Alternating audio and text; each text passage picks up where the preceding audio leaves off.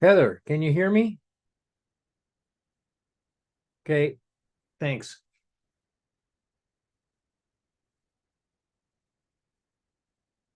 Okay, it's 8:30, but we'll give it another minute or so for people to sign in.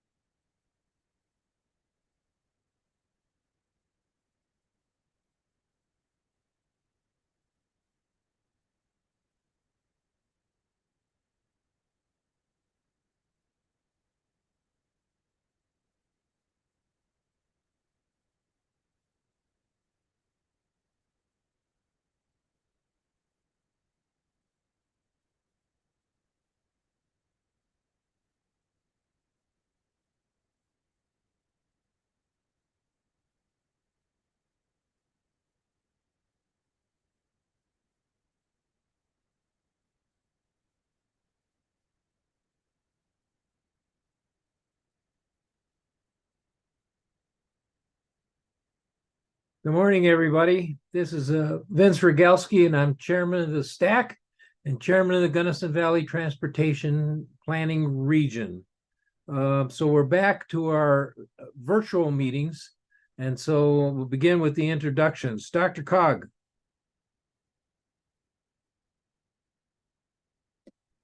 Steve Cook with Dr. Cog staff.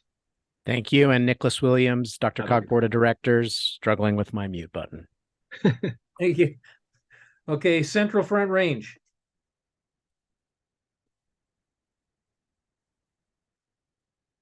Central Front Range. Eastern TPR. Yeah, Gary Beatty here. Hey, Gary. Hello. Nice to have you back on STAC.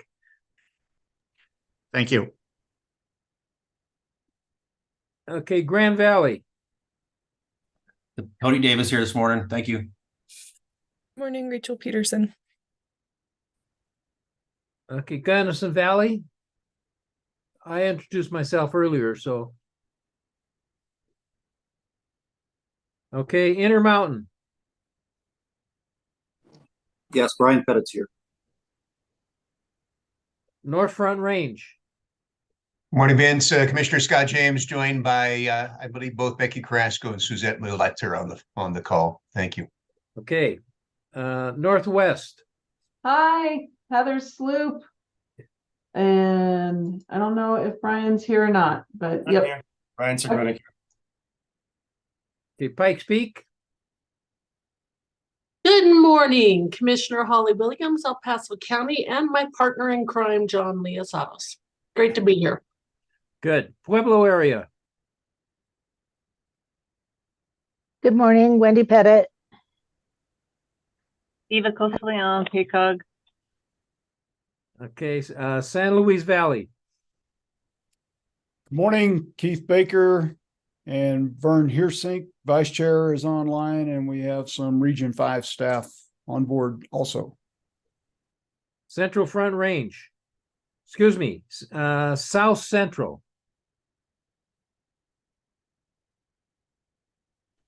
John Galusha, Huerfano County, South Central Chair. Okay, Southeast. Ron Cook. Southwest. Stephanie. Okay, go ahead. Oh, sorry, Stephanie Gonzalez. Okay, Southwest. Morning, Vince. You have Sarah Hill, Southwest TPR. Okay, Upper Front Range. Morning, Vince. Kevin Ross, Chair of the Upper Front Range, and Elizabeth Relford's on here as well. Good morning. Southern Ute.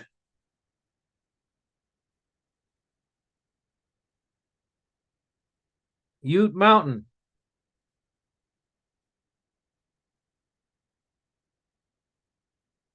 FHWA.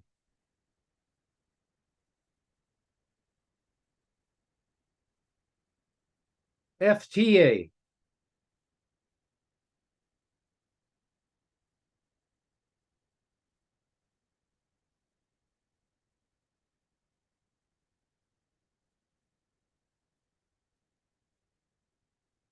Okay, first item on the agenda is the approval of the minutes. The minutes were sent out with a fairly large packet. Is there a motion to approve the minutes of the last meeting? So moved. Is there a second? Second. Are there any corrections or additions?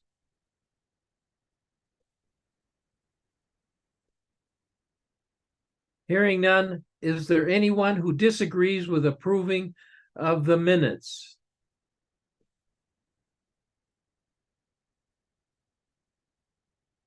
Hearing none, we'll consider the minutes approved. Next item on the agenda is CDOT update. Herman. Yeah, thanks, Vince. I don't have a lot today. I do want to just say we got through what technically was storm number 2 last week very well. Our FTE count and maintenance is way better than it was at this time last year. We feel like we're really prepared for the winter and ready to go. But I do want to talk a little bit about upcoming Transportation Commission meetings that here in a couple of weeks. As you all know, we've sat 6 new transportation commissioners and we have a backlog of a lot of important workshops to get through with them and future action items. We're going to do a transportation budget deep dive, we being Jeff and Bethany in our finance office. For all commissioners that are interested, they have found themselves in a place as new commissioners that is the one time of year where we're talking about closing out last year's books, adopting a draft budget for the next fiscal year, and making adjustments to the current fiscal year all at the same time. So we're gonna do a deep dive for commissioners Wednesday morning before workshops start. So they're putting in the hours for sure. So we are looking to have our proposed budget adopted for fiscal year 25. That's only the proposed budget. And then after we know what the legislature does with the long bill, then we adopt the final budget early next year. We're looking at potentially early next year, some financing with the Bridge and Tunnel Enterprise for some of our larger 10-year plan projects. So we're doing a workshop related to that will lead to, I think, some financing decisions from the commission early next year. I'll do a bit of a deep dive on our TPR study. We've got an hour for that because there's commissioners that are new and although I think they're all very familiar with the TPR study at this point, we'll bring them in from the beginning, explain what we were required to do, what we did, and then what our recommendations are. And then it's should be the formal handoff to them and then probably start rulemaking next January. We have a new fuels impact enterprise. So we'll be asking them to look at the draft budgets for this current fiscal year and for next fiscal year. So that's our third commission. We have the Transportation Commission, we have the Bridge and Tunnel Enterprise, and now we have the Fuels Impact Enterprise. We have a long-awaited workshop on our fee-based right-of-way for our fiber program. So you might remember a couple of months ago, might even be close to 6 months ago by now, we were workshopping, poised to adopt a fee schedule for access to the right-of-way for folks pursuing fiber. We, working with industry and others, we went back to the drawing board, and I think we have a plan that will work well for everybody, at least we hope. So we'll be workshopping that with the commission this month, and then hopefully asking them for approval in December. And then we also have our mobility committee. Kay Kelly is going to give some updates on OIM. And I think that is about it. We also have a workshop just because we're so booked on things even for Wednesday. Thursday, we're doing a Bridge and Tunnel workshop You might remember this past year, the legislature gave us some flexibility for our bridge funds to be able to use for maintenance and preservation of bridges. That's going to require some changes to the organizational documents of the Bridge and Tunnel Enterprise. So we'll be workshopping that with them on Thursday. So I think that about covers it for that. I'm happy to answer any questions if anybody has any though, but that's my report for this morning. So, are the commission going to meet in December? Because it's the 20 and 21st is when their meeting is scheduled. Yes, commission's going to meet. We have not had the full conversation with the chair and vice chair, and it's entirely up to them whether it will be virtual or in person. We tend to sometimes not even have a December meeting, but like I said, there's so much on the plate right now. I don't think we can get by with not having a meeting. So we will have a meeting. We should know by the end of the commission meeting this month whether next month will be virtual or in person. Okay, great. Thanks. Yep. Any other questions for Herman?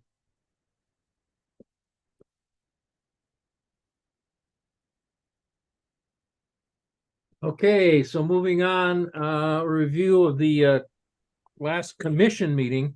It was in your packet, and there were some exciting things there. One of the things is a discussion on some extra money that had come in. That was from the federal budget. There was 179 million, and that got weeded down in terms of how we're going to distribute it to 119 million. And there in your packet is their report and the 9 items that they talked about in terms of approving, which did get approved. One of them, I'll call your attention to, and I'll talk about in a little bit, is the $5 million for transit and rail planning. So that did get approved. The number of different things that were talked about in terms of policy directive 1607, and there was a little bit of workshop on that. And then let's see here. One of the biggest things and exciting things is mountain rail. And there's a big discussion on what is happening in rail planning and the service development plan, the SDP, in terms of the federal government's going to have quite a bit of money available here in the next couple of years, $12 billion. That's with a B. And so I think Colorado's trying to get itself in a position where we can access a lot of that money. And so they're talking about mountain rail. Now, the big thing they're focusing in on now is the rail that goes up through Moffett Tunnel. And Moffett Tunnel is under lease, and I think the lease expires here shortly or has expired, and they're trying to negotiate that. And so one of the things that they're talking about is that particular rail line, but they're also talking about rail through the entire state. And that's exciting because we used to have a lot of rail, a lot of passenger rail back before the 1950s, but it all got phased out. And so I know that they had, for example, they had about 5 trains coming into Gunnison from different places. And now there's not one. And so it'd be exciting to see that we get some rail transportation in the state. And so they're talking about trying to do some planning and stuff. And so that's why they requested $5 million to put into planning in the SDP. One of the things they talked about is the fact that coal has declined a lot, and a lot of the coal that was moving around was through rails. So some of those rails have not necessarily been abandoned, but they're not in use right now. And we know that coal is moving around because we had this big accident on I-25, and that was a coal train where the bridge collapsed. And so we need to think about what we want to do with those rails that already exist. And so they're talking about that, and they're talking about in the next 2 to 3 years, working on trying to apply for some of that money in terms of mountain rail. Their regular meeting went off pretty well. A lot of comments from the commissioners. You know, as Herman said, we got 6 new commissioners, and there are a lot of reports and a lot of comments on various things. And so all of the amendments and proposals and the resolutions were all passed. And there was a comment from Commissioner Parsons noting that her support for the distribution of 119 million and collaboration and discussion on the workshop that they had, and passenger rail is going through a similar service development plan. That's the SDP. That mountain passenger rail is being sought. And so you might want to look over the reports that you have in your packet and see if you have any questions. Any questions?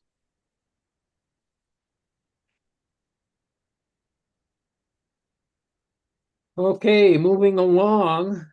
Then we have reports from transportation representatives, TPRs, you guys. Let's go, Dr. Cog. Thank you, Mr. Chair. Dr. Cog board met in October, among other things, awarded $10.8 million in CMAQ funds to projects from the Regional Transportation Operations and Technology Program set aside. These projects are going to improve system operations, reduce delay, improve air quality, include a Broadway corridor signal interconnection in Littleton, traffic signal equipment upgrades, and communications infrastructure improvements in Aurora, as well as in the CDOT Region 4 traffic signal equipment and detection expansion at locations along US 287 and Colorado 7. Board also approved funding for 2 corridor planning efforts on Sheridan Boulevard between 52nd Avenue and Hamden for the East Colfax Bus Rapid Transit corridor extension from I-225 to E-470. And then finally had a work session yesterday with the staff from Governor's Office regarding his recently released spending plan and some key concept for housing and transportation legislation in the upcoming 2024 session. And to report, Mr. Chair, happy to answer any questions. Thanks. Central Front Range. Good morning, Dwayne McFall, Central Front Range Chair. We had a meeting October 9th. We talked a lot about the TPR boundaries and what that could come about. We also talked about updating our bylaws as they are kind of outdated. So we're going to work on that. And also trying to update the MOUs for the TPR because some of those seem to be amiss. So trying to get everything updated so that we're in order. And our next meeting will be, well, I don't remember when, pretty soon. But anyway, thank you, Mr. Chair. Thank you. Eastern TPR. Yeah, nothing new from Eastern, no meeting. Only meeting I had was with Region 4 TPRs, just some good discussion and meeting the new transportation commissioners for Region 4. Not much new news in our area. So, thank you. Okay, Grand Valley. Yeah, good morning. Not much to update. We haven't had a board meeting since the last STAC meeting. Our next one's in early December. Some exciting things. We're under contract with Y2K for the Safe Streets and Roads for All action plans. So we're excited to get rolling on that. Mesa County, on October 4th, we had our walk to school day. Of the participating schools, 31% of the students in those schools actually walked to school, which is pretty high, we think. So excited about that. Of the schools that participated, the one that won is getting a $200 gift card for new recess equipment, and that school alone had 223 students walk to school that day. So that's all I have. Thank you. Okay, and Gunnison Valley, that's me. So a lot of the construction things are all winding down because the weather's changing. There's snow coming, Snow has already come. My understanding, I live in Gunnison, but Crested Butte is 30 miles north, and they got 19 inches this last weekend.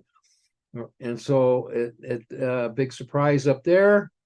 However, they're really looking to get more snow because they want to open up the ski area probably the day before Thanksgiving. One of the big things that's happening is the Little Blue Creek Canyon, and they're still working, and they got a number of different things taken care of, and they're going to try and finish up a number of different things here. For example, they're trying to get all the seeding done, the hydromulching, trying to finish all their culverts and some excavation on east part of the bridge that goes over the creek there. And the wall construction, they're trying to make sure they get all the retaining walls together. And there's about 85% of the asphalt paving is already complete. And so with that, they're going to probably end construction for this season in mid-December, but that's all dependent upon the weather.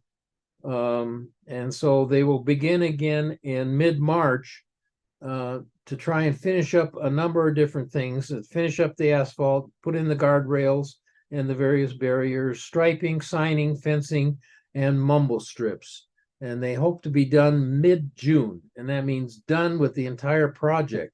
And everybody's really looking forward to that because we've had a lot of announcements saying they're going to be done this time, then they're going to be done that time, and so on and so on. So we're looking for that. There was some construction east of that project in which they were putting in a large climbing lane, and that is pretty much complete now, and they're just putting the final touches in. And so with that, they're trying to complete everything else. Roger, are you on?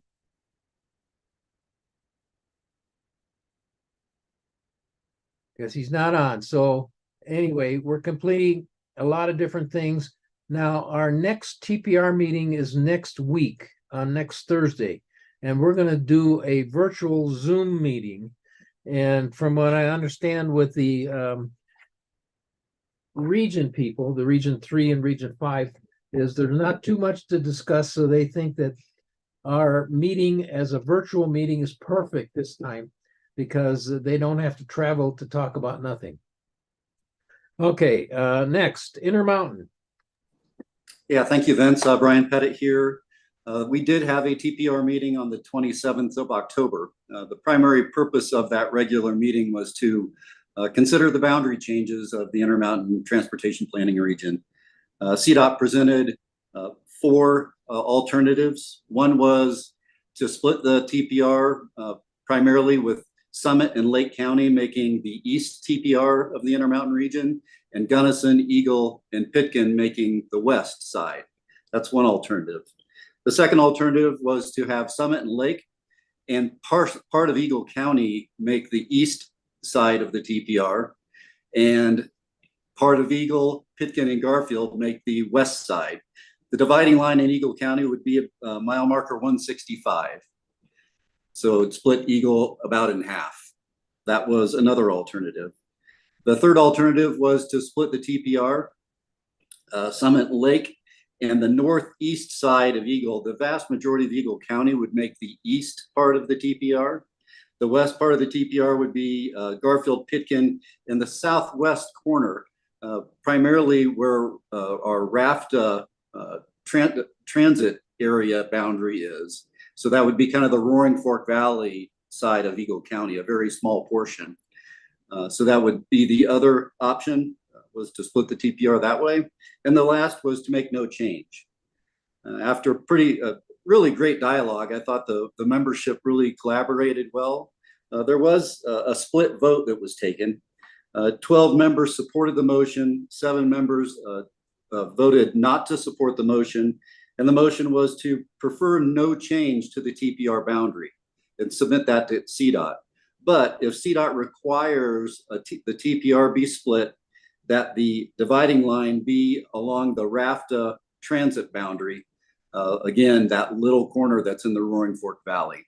So that's been submitted to CDOT and to you all, as you hopefully have received. And we'll see where it goes. Hopefully we can talk about it later today here. Secondly, the other update out and the last update is we are hiring an administrative assistant for the Intermountain Transportation Planning Region in coordination with Northwest COG. And so we are hiring a mobility manager that would help us administer our TPR and give us some more support that way. We have interviews scheduled for this coming Tuesday in Eagle. So once we get through those interviews, hopefully we'll have a little bit more administrative assistance. So, but that's it.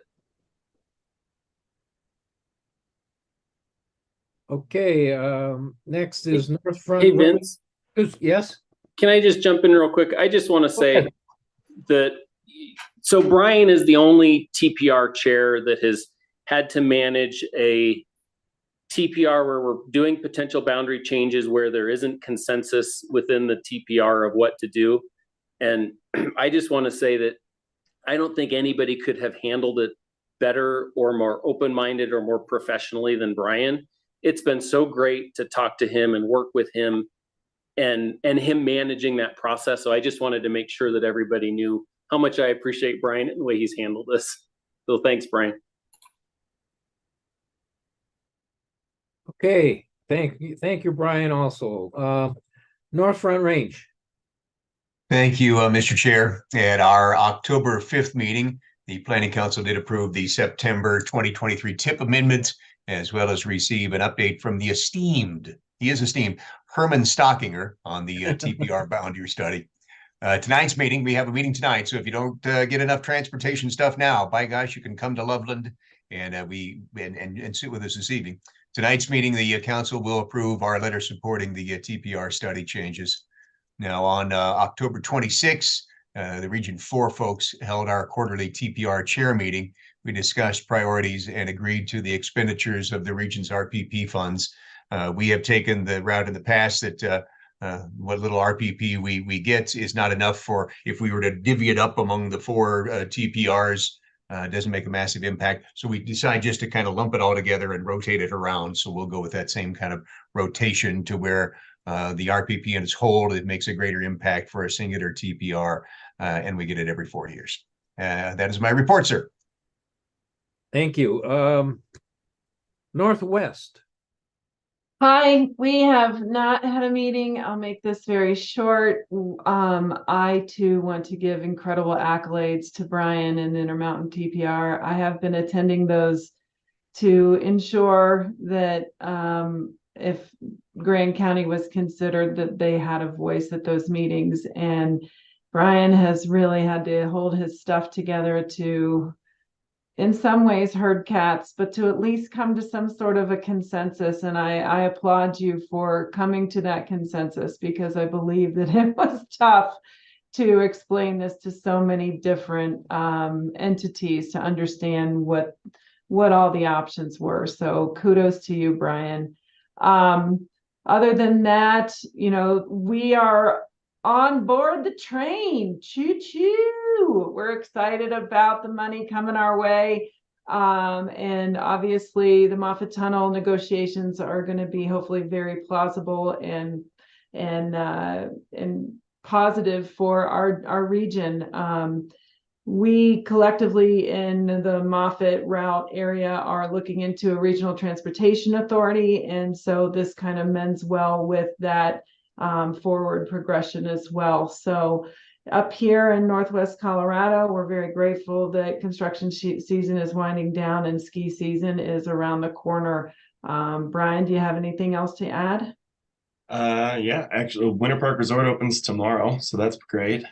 Also, if there are folks from Region 3 CDOT on, Spencer or maybe Mark or anybody, I have just heard of 3 rooms available. So if you're looking for housing for CDOT employees here in the Winter Park Fraser area, shoot me an email and I'll tell you about it.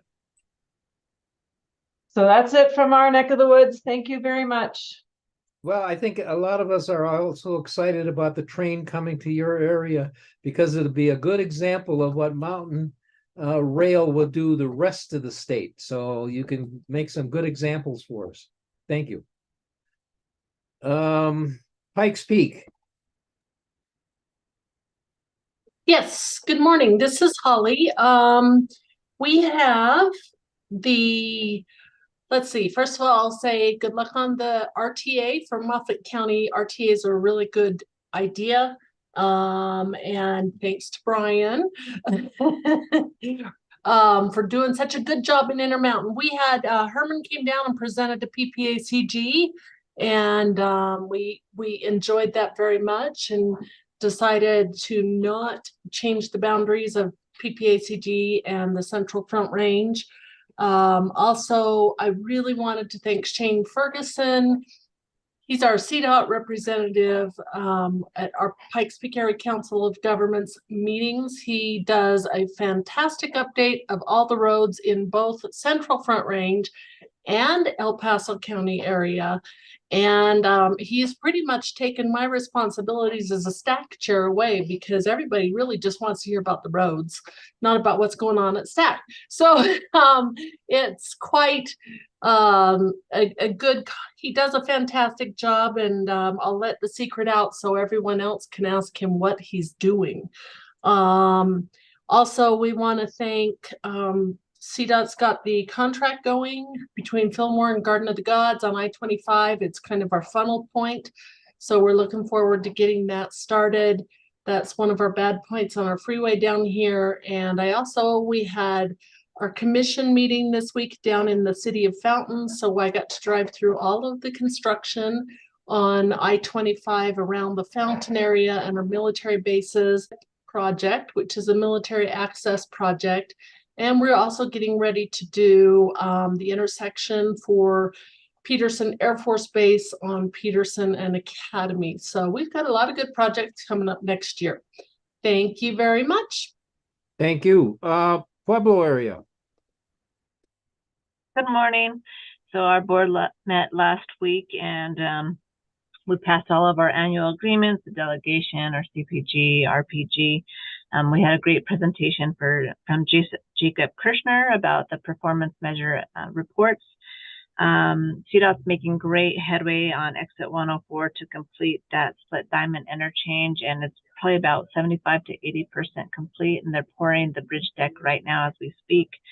The roundabout at Drew Dix is fully functional, and we have our call for projects out and expect a draft from our jurisdictions at the end of this month. So that's for the MMMOF and CRP. And that's it for me. Thanks. Thank you. San Luis Valley. Hi, good morning, everyone. I want to thank CDOT for listening to us on our TPR boundary study and the San Luis Valley TPR. I think that decision will be well received. We finished up some paving north of BV, and there was some paving operations on 285 and State Highway 142 in that vicinity between Manassas and La Jara and San Luis down in that area. I believe those are wrapped up, as is the maintenance work that was being done between Saguache and Sargent's over in your neck of the woods there, Vince. There are some bridge inspections which are wrapping up. There's one going on today on 291 just outside the Salida city limits. Monarch and Independence passes are closed for the year or for the season. And on the subject of rail, while we don't want to see waxy northeastern Utah crude come down the upper Arkansas River Valley, we'll spin the plate one more time about light transit and commuter rail on the unused Tennessee Pass line in the upper Arkansas River Valley. Lots of interest amongst the citizens here for doing that. Our next TPR meeting is next Thursday, the 9th. And I want to remind everyone that next Saturday, the 11th, is Veterans Day. This is an opportunity where you honor all those who have ever served and those who made it home.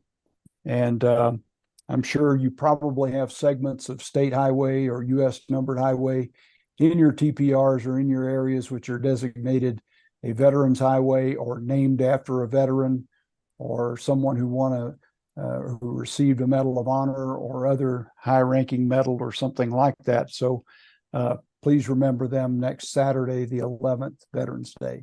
That ends my report. Thank you. Thanks. It seems like November 9th is TPR day, because I know at least 3 TPRs that are meeting that day. And so we have to be careful of too many conflicts, because it stretches our regional team. Okay, South Central. Okay, this is John Galusa, South Central. Sorry, I can't do video right now. There was a TPR meeting last Thursday, which I was unable to attend. It sounded like they got through some of the tip changes that they needed to get through, and quite a bit of discussion about the Front Range rail. And I too want to thank Brian for taking a vote for Intermountain, because as far as I could tell, Southeast and South Central are unanimous on their opposition to any kind of boundary changes. And that's pretty much all I have. Thank you. Southeast. Okay, so we met last week. We had a great turnout for discussions on the boundary changes. Want to thank Herman for coming down, meeting with us a couple of times on that. You know, we sent him resolutions and letters have been approved, provided to Herman for the record on the way Southeast feels about the changes. One of our biggest concerns is the size of the TPR will be if this change goes in place, and what the planning would be hard to get done to accomplish through that area. We had some RPP FY28 applications that were voted on and approved. Had an approve of MMO funds to help complete ongoing MMO projects for La Junta. We reviewed bylaws, had some good discussion on bylaws. We'll be working on those and approving them in our next meeting in January. And reopening of the regional transit route is moving forward for this area. The other thing, Highway 50 project through Lamar will be completed at the end of the year. And it's very nice to see that Highway 50, Highway 71, that completion with the stoplight on Highway 50, where there's been a lot of fatality and accidents, is opening at this time. Thank you. Thank you. Southwest. Yeah, good morning, Vince. We had our meeting 3 weeks ago. We welcomed our new transit representative to the TPR, who is Patrick Davies from Southwest Rides, and he's representing our regional transit council vote at the TPR level. We also welcomed Lisa Poole, who's Senator Hickenlooper's new director on the Western Slope, and just wanted to thank her attendance, and also CDOT's own Jamie Graham. We really appreciate all the time and updates that we get from the legislative representatives. Then we approved an extension of the Town of Bayfield's MMOF award. Our region continues to face some difficulties in getting responses to bids. So some of our grant deadlines have become a little problematic, and we're extending those and just trying to kind of navigate the challenging climate that we're in bid responses. Durango was awarded a Safe Streets and Roads for All grant that's going to allow us to develop a speed management and traffic safety plan, which honestly can't come soon enough. We've had 3 pedestrian versus vehicle incidents in the past quarter, and tragically 2 of those were fatal to the pedestrian. So we definitely have challenges here in our region. And then other than that, wrapping up construction season, we have a number of projects in the bid phase and design phase throughout the winter. And our next meeting is December 14th. Thanks. Thank you. Just tie on a little bit what Sarah's talking about in terms of fatalities.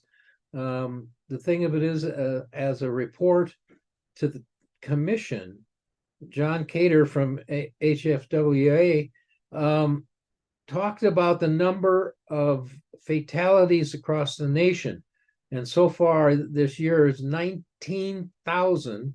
And he talks about the fact that an annual record so far is $40,000 on an, 40,000 people on an annual basis are being killed, and that includes pedestrians and bikes and everything else. And so we really have to start focusing heavily on safety to try and reduce that kind of number, because it's really outrageous. Okay, moving along. Upper Front Range. Thanks, Vince. Kevin Ross, we didn't have a meeting since our last STAC meeting, but a couple things we did do.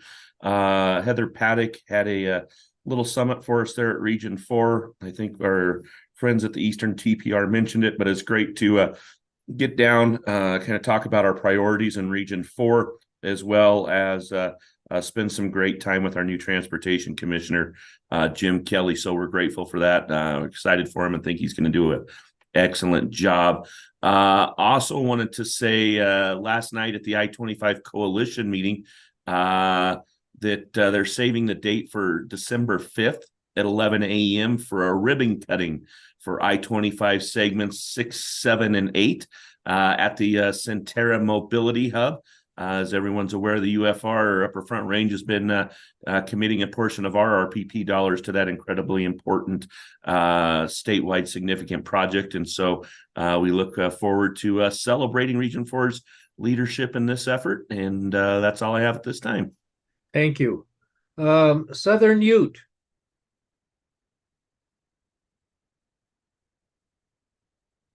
Southern Ute. Ute Mountain.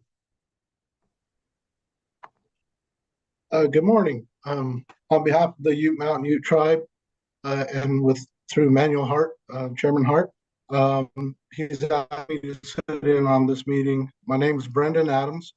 I've been hired as a transportation specialist just a few weeks ago, so I guess that's a little update.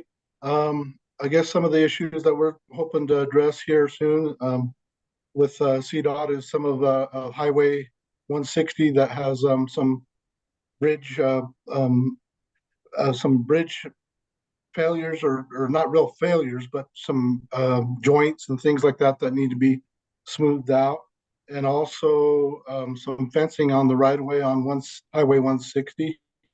But that's about it right now. So I'm supposing that Chairman will have me sit in on these STAC meetings from here on out. So I look forward to being with you guys from here on. So thank you. That's all we have. Thank you. FHWA.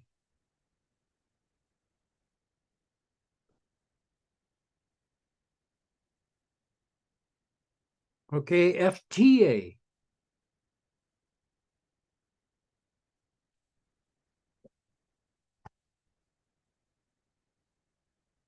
Central Front Range.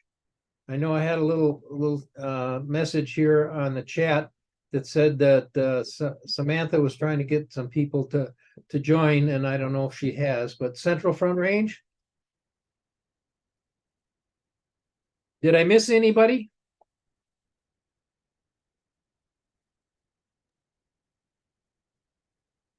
Hi, Vince. Hi, Gary. Just wanted to make a comment about the rail, looking at that. I know there'd been opposition to opening Tennessee Pass again. I think passenger rail would probably get the groups that were opposed to that to now support opening it again. But as an impact to our roads, we really need to look at these routes to also try to encourage at least some freight movement that could be shifted to rail off of trucks that, especially during the winter with the chain up requirements through the mountains, really degrade the state highways. So I would really like to see CDOT look at expanding some of the freight availability of these rail lines if they're reopened for passenger rail, at least for some light freight movements to get some of the trucks off the roads that degrade, especially with the chain ups. So just wanted to make that comment that we don't have it on the agenda otherwise. So thank you. Thank you. Okay, next item on the agenda is our legislative report. We got Emily and Jamie. Jamie, go ahead. Good morning, everybody. Poor Emily, well, I shouldn't say poor Emily because it's your civic duty, but Emily has jury duty. So she wanted me, she wanted me to let you know there aren't any major state legislative updates right now. She'll give everybody a more in-depth one in December as we get ready to go into the legislative session. All right. So I wanted to wish everybody, okay, so I found a new website that lists all what the days are, so get ready. Everyone, I want to wish you a happy Adopt a Turkey Month. So it is Gluten-Free Diet Awareness Month. It is Manatee Awareness Month. It is National Consciousness Month for Punctuality and Civility.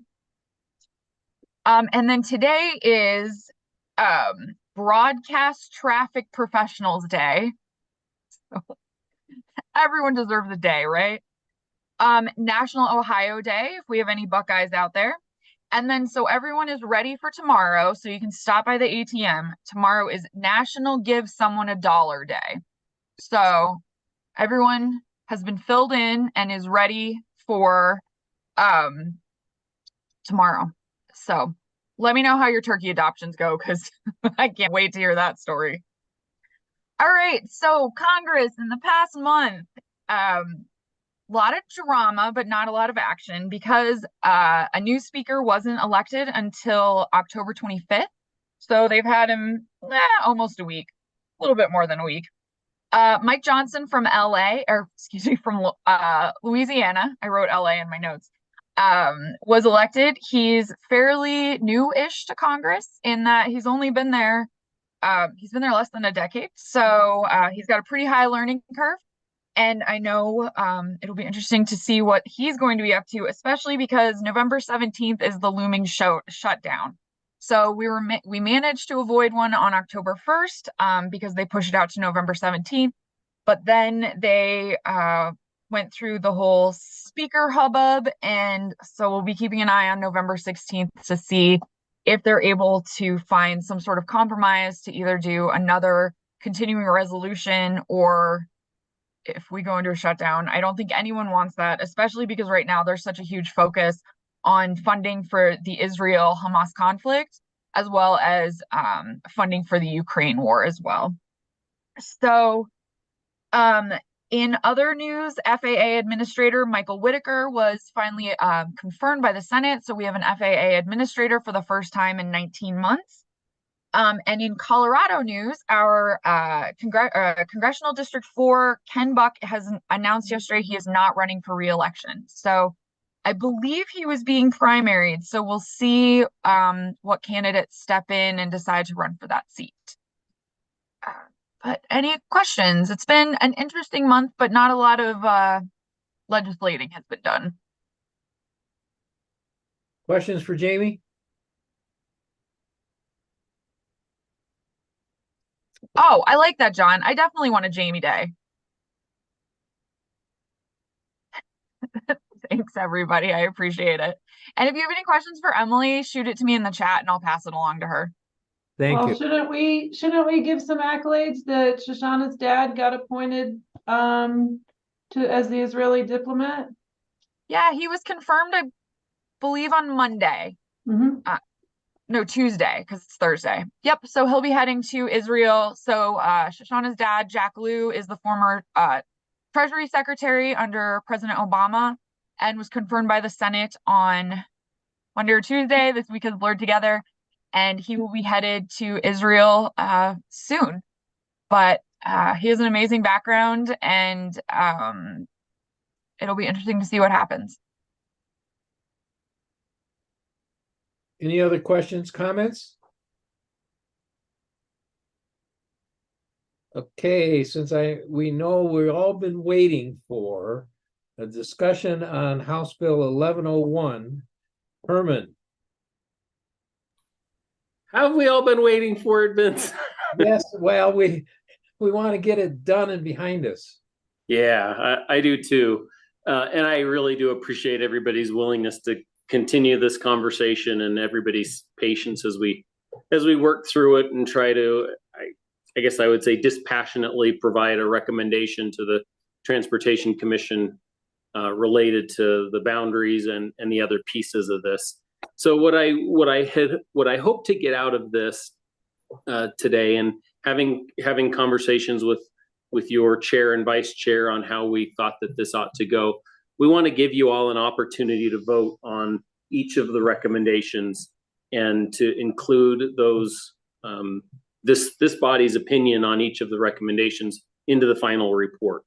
We're right in the middle of taking the report document, putting it into InDesign so it looks has a nice looking format, and we've saved a space in the recommendations chapter for STAC to report on what their opinion is of each of these recommendations. So it could be as tedious as you voting on each of the 23 recommendations we have, or you can lump them together if you choose to do that.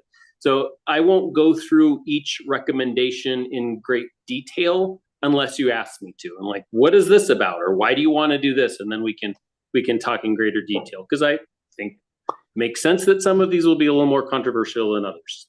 So if you could go to the next slide, and this next couple we're probably going to go through pretty quick. So it's the refresher and the recommendations. Next slide. Reminder, not going to go through this. You've seen these dozens of times, but just wanted to make sure you had these in your packet. So this is what we're required to do, as is the next slide.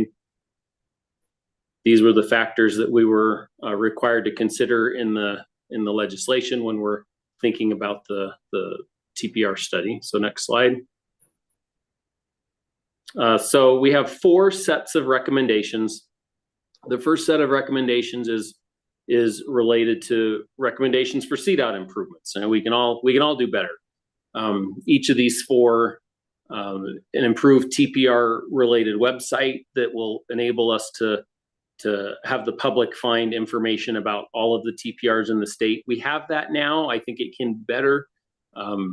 So that's something that we'll be working on.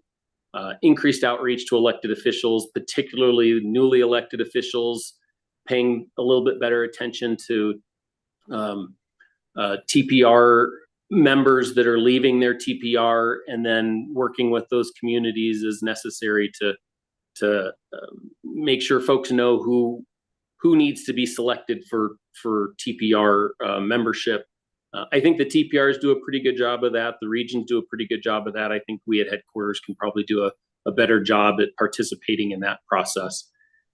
We sent a survey to the TPR administrators, and everybody agreed that I think they at least would see some benefit in having an annual or biannual meetings of the TPR administrators, just so that they have an opportunity to chat amongst themselves and all be on the same page of how they organize, and then consider whether the funding for the TPRs right now is adequate.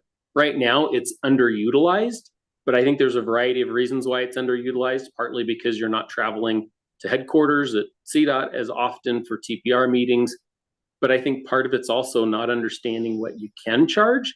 And the dollar amount is so little that in some cases, I think it may not be considered worth the effort. And if we're going to be putting on potentially some increased responsibility for TPRs, it only makes sense to try to fund that commensurately. It's not a lot more potentially, but I think we need to explore whether that's a worthwhile thing to do. And I think it might be. So I'm going to pause there, and I'll defer to the chair and vice chair on how they want to handle this, but you can. I think we would like to get opinions on each one of these, whether you vote on 1A and then 1B and then 1C, or you want to pull one out and vote on it separately. On each of these, we can do it however you want, but I'd like to just kind of get through recommendation 1, and then we'll move on to 2 and vote on 2, and then move on to 3. And then I think 4 will prompt much more conversation, but I'll pause there and see if anybody has any questions, comments, and then maybe we can get a sense of the stack of how you feel about these recommendations. How do you feel about number 1 in general? Okay, Holly. Yeah, this is Holly. I think that these are fairly simple ones, and I think that they are all very good recommendations. So I would be in support of that, because I just think that this isn't the controversial part, but I think these are all very good recommendations. Okay, Gary. Yeah, I also think these are good recommendations. The only one on D is the adequate funding.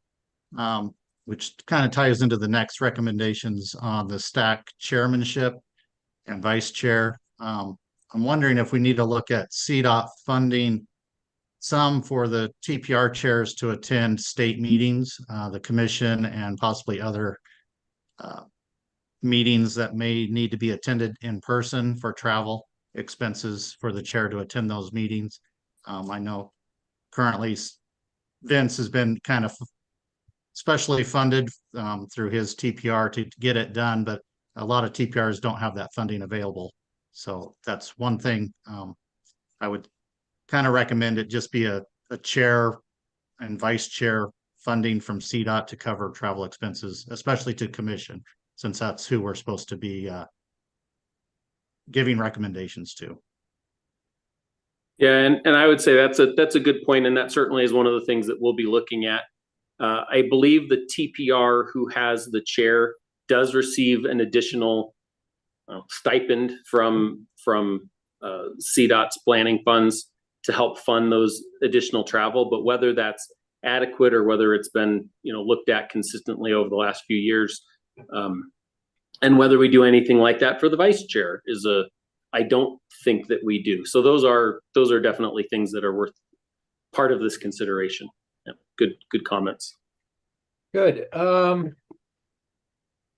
Since this is non-controversial, does anybody disagree with recommendation number 1?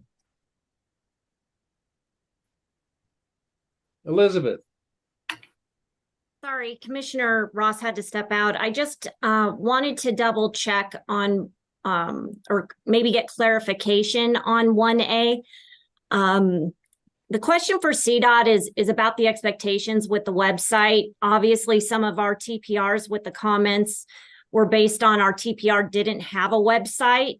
And it was always kind of our expectation that CDOT kind of created the websites for the TPRs to manage. So is this one essentially saying that you still want the individual TPRs to have their own websites, or that CDOT is willing to take on the websites to manage all the TPRs? Yeah, good question. Through the course of this, we've gone back and forth a little bit on what this really means. I think that it's important for each TPR to have a website or a location where TPR members or members of the public can find information about the TPR. I was at first all in on not only that, but also CDOT duplicating all that information. And given that, and you all are probably facing this too, the accessibility requirements for our all of our public websites and the penalties potentially associated with not having all of that, the prospect of gathering a lot of documentation and putting it on CDOT's website that probably is not accessible, and the task it would take to make those accessible is a really heavy lift. So I think what the goal here is we want to be able to have a place on CDOT's website where maybe we don't have like every set of bylaws and every set of IGAs and all the minutes and all of the. I think that would be too difficult. But we should have the ability, if the public is looking for bylaws or whatever, that there's something on our website that says you can contact CDOT DTD for any of these documents, and we have good up-to-date information on our in our files that we can provide that to the public, not necessarily post it. I also think that we can do probably better about making sure that TPR websites or expected meeting dates, things like that we can put on our website that would be easy for the public to find. But in a lot of cases, this would be duplicating what we would hope that the TPRs would have. And it doesn't have to be a separate dedicated website, but there's cases where if you type in Upper Front Range TPR, or maybe a TPR that's managed by a COG, you'll find the COG website. It's a good website. It doesn't necessarily have a tab for the TPR specifically. So just having the public be able to find that information on the web is important. And you'll see that, I think in the next set of recommendations, it's that visibility for the public is important. So I don't know if that fully answers your question, but the expectation is we would have a website that's better accessible for the public, and the TPRs would as well. Thanks. And that's reflective of the budget increase, because I mean, I've already talked to my IT staff here, and it's like, oh, well, now you're going to have to spend money to build a web page and do things we've never done before. Yeah, for sure. What I would anticipate seeing is, and this is a slow burn. It's not like, okay, as of January, everybody needs to have their websites up. I think we would like to have the first meeting perhaps of the TPR administrators, and that some of this information would be the first things that we discuss. What are the finances? What are your needs? What does it mean to have a different website or a better website? What are the costs associated with that? And how are you utilizing the funds that you get now? And how can we help you better utilize those? And is there CDOT processes we can streamline to make that easier? Those are all the things that I think we'd like to work with the TPR administrators on, so we find something that works for everybody. Other questions or comments about number 1?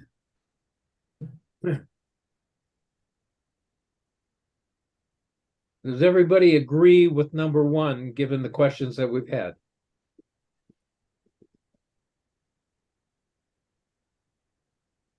Should we do this formally and vote? Like, all those not in favor, raise your hand. Yeah, we could. That's what I thought I was doing in a sense. So, okay, does everybody? Well, excuse me. Is there anybody who disagrees with recommendation number 1?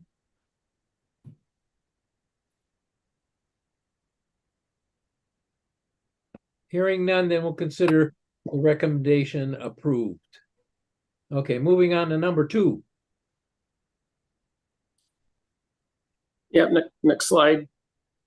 All right, so these are recommendations for STAC and TRAC. So, and we talked about these last month a bit, but the first thing, 2A, establish term limits for the STAC chairs and vice chairs. So this would be in TC rule, both A and B, and C as well, but that we would establish STAC chair and vice chair term limits, I think up to 2 consecutive terms of 2 years each, but probably leave it at that from the TC rule standpoint.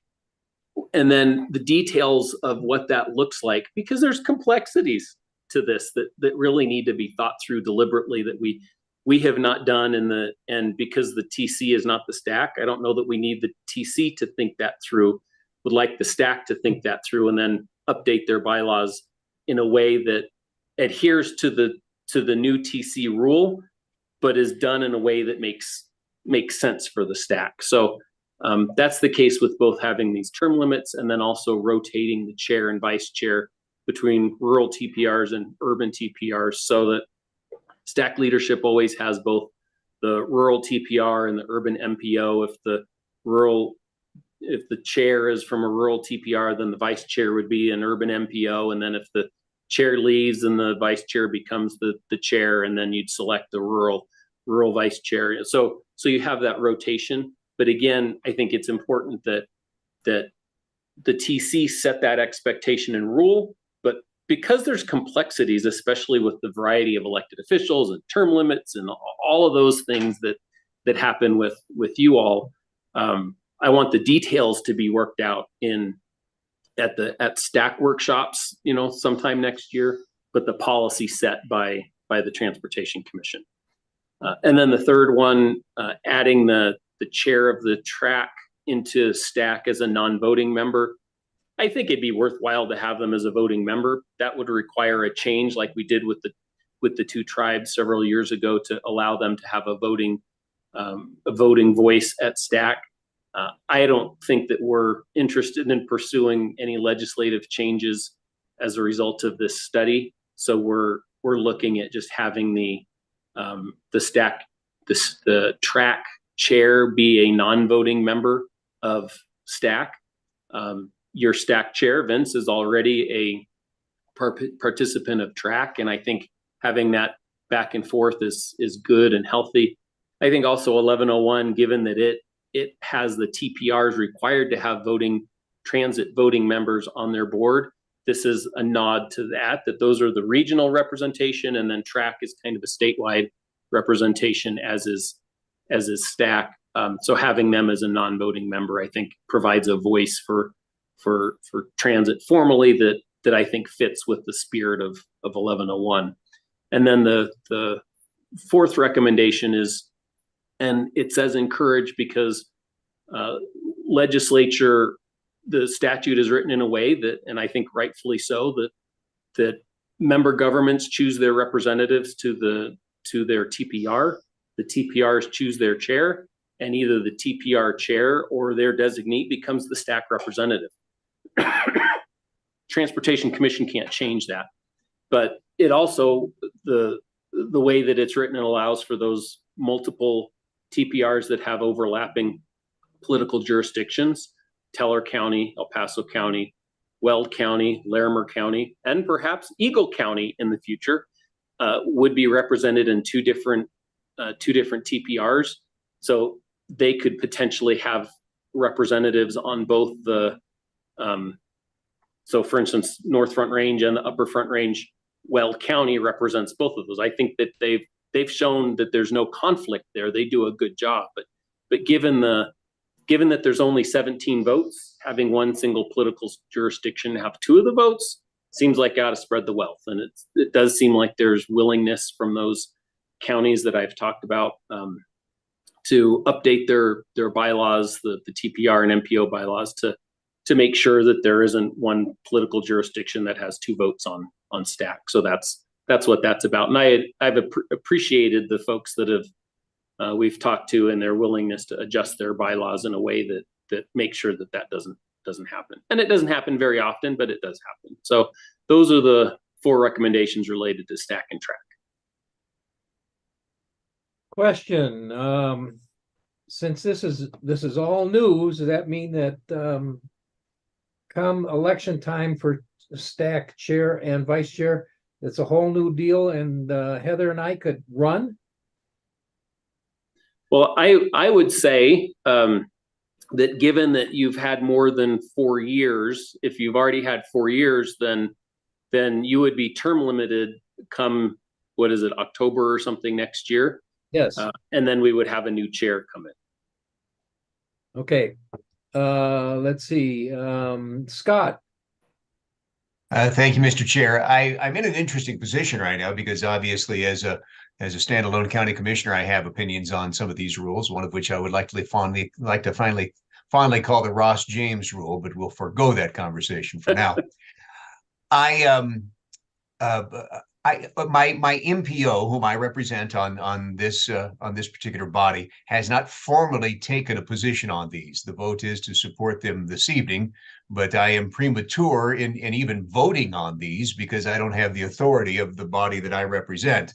So therefore, Mr. Chair, I just like it noted that as we go through these series of votes, North Front Range is abstaining simply because I don't have the authority to express an opinion one way or another. So that's my comment, sir. Thank you. Thank you. Other questions, comments? Gary. Yeah, mine, I guess I just would have a recommendation to possibly change A to go to 3 terms. Part of this is because the way B would end up being interpreted or written into the bylaws, if we start rotating chairs and vice chairs, if that would end up being on a yearly basis or things. But I don't think a 6-year period of serving and leadership on this group is, especially where it's voted on every 2 years or possibly every year if we change that. So I would just like to see it changed to up to 3 consecutive terms of 2 years, which would be a 6-year possibility. And then just wondering how that works with rotating chair and vice chair. If those are switching every 2 years, then term limits are pretty much not of concern. So, and then my previous comment about funding for the chair and vice chair to attend meetings, especially if we start doing this, the switching back and forth, may be more important for those to attend those statewide meetings for other commissioners that or representatives that may not be able to attend or attend without the funding. So thank you. Dwayne. Thank you, Mr. Chair. Just a quick question for you, Herman. We run into this a lot. What's the definition of urban are you going to use? Which one? The 5 MPOs. Pardon? The 5 MPOs. Okay, thank you. Yep, you bet. And if I could address and just ask the question of this group of what Commissioner James said, because it's a good point. The reason why we wanted to have this conversation now was we wanted to make sure that we get in the report what STAC's view is on each of these recommendations. I'm also very receptive to also having this, formal votes, and this will be a process that will restart again in January with formal rulemaking, and by that time, all of you would have had opportunities to check with your local governments on how they feel. So I'm happy to put these in as kind of the sense of the STAC versus formal votes, or I defer to you all on how you want to handle it. I just want to make sure that I think this body will have some pretty strong views that I think should belong in the report, but I also don't want to put you all in the position of potentially voting on something that you haven't talked to your boards about. So I will seek direction from you all on that. Okay, Heather. With regard to what you just said, Herman, I think there's probably a minority that hasn't talked to their constituencies that they represent. I believe the majority of the people on this call are representative and understand exactly where their constituents wants and needs are. So I would definitely support an actual vote and not make this not anything less than a strong vote, because realistically speaking, if we have to take Commissioner James out of this, we're still going to have 16 representatives. And I think realistically speaking, you've heard from a lot of the TPRs, especially on how this is going and what their feelings are. So I still think we should hold strong on an actual vote today.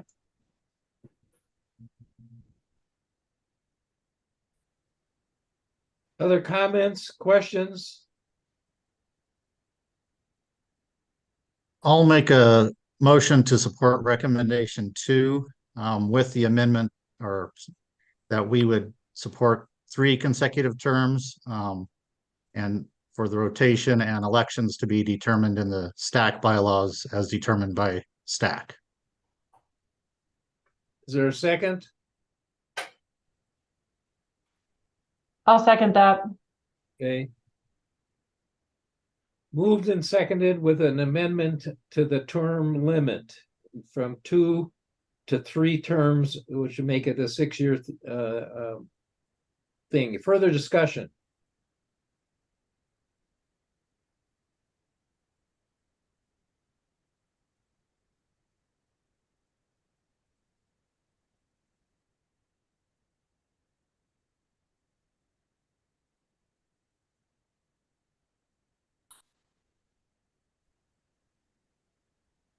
Is there any, Holly? Okay, I have to say I don't like the 6-year idea. Someone has to say no. I think that is just primarily because I know a lot of the rural counties don't have term limits anymore, but we do have term limits. And so a 6-year term doesn't really give anyone else a chance to serve. You finally get on, you get knowing things, and then you're just on the downhill side of getting ready to leave office. So I will be voting against that motion. Thank you. Thank you. Other comments? Further discussion?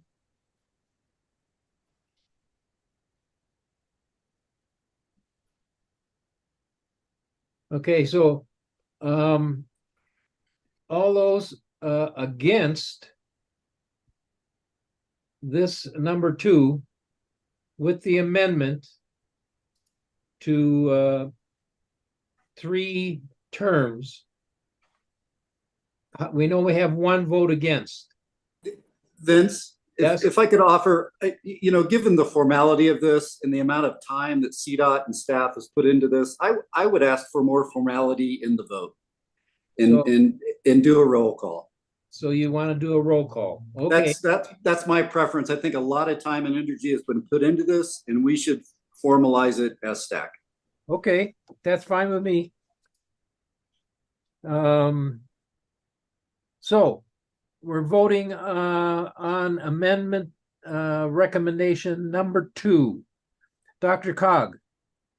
Just to clarify, number 2 with instead of 2 to 3 years, correct? Correct. 2 to 3 terms, aye. Okay, Central Front Range. In lieu of the amendment, no, oppose. Okay, Eastern.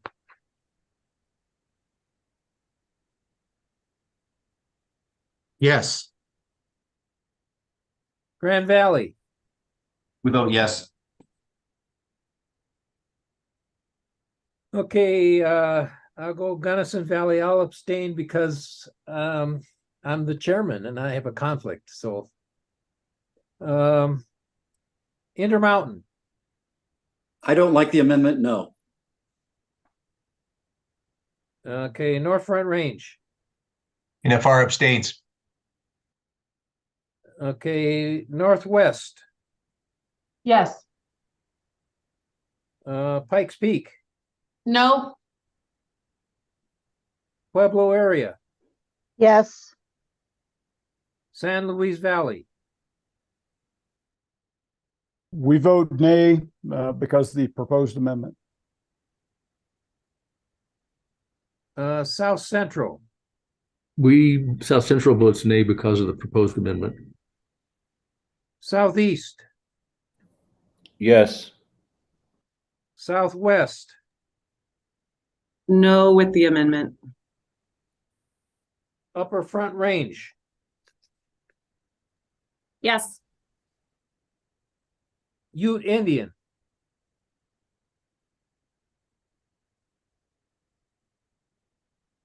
Ute Mountain.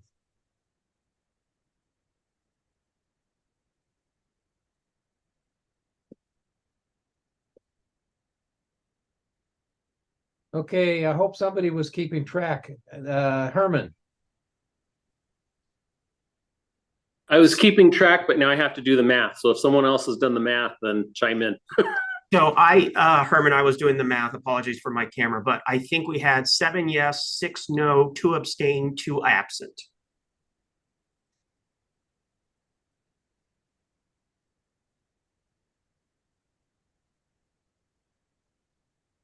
So based on Darius's count, that means the motion passes.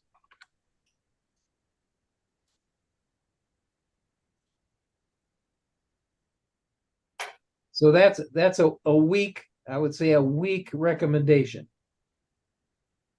So you got that, Herman?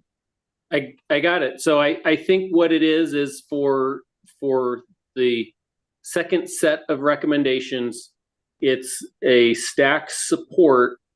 I guess the one thing I would like to clarify, and I don't know if that's a vote or not, is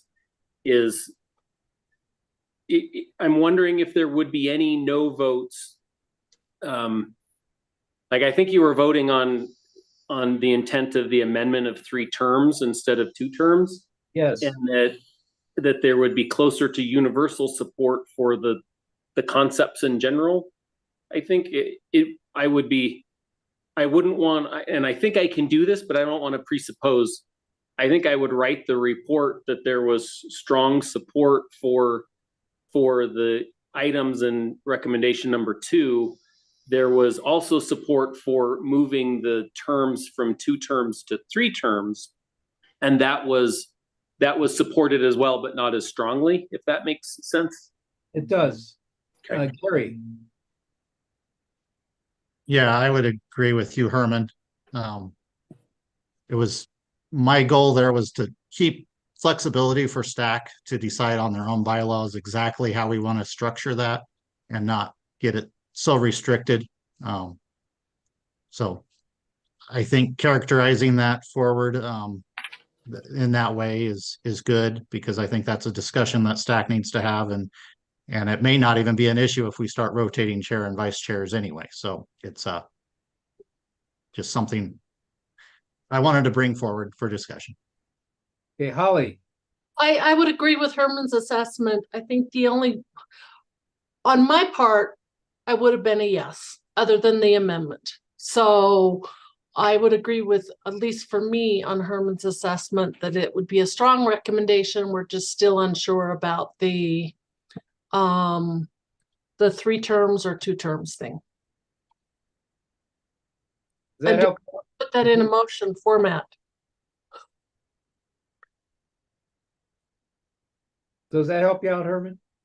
It does. Yep. Okay.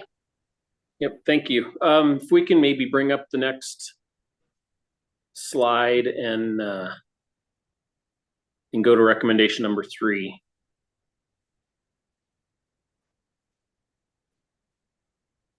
All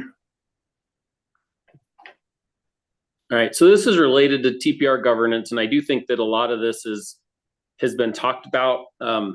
I think that some of the best value that's going to come from this study is making consistent and improving some of the IGA and bylaw processes and the processes by which we run the TPR meetings. I think everybody does most things pretty well. But I think there's some inconsistencies, and there's some, everybody has a little bit of room for improvement, as well as CDOT has room for improvement. So I'm happy to talk through any one of these. If you're wondering, like, what does this mean, or why do you have this in there? I'm happy to talk about it. But instead of me reading through these, I'll just give you all a chance to take a peek. And if anybody has a question like, what does F mean, or what does H mean, then I'm happy to go through those in detail. And I guess I'd also say the expectation for most of these is that this is probably a list that we would put into the TC rules and say that the TPRs shall have these elements in their governing documents.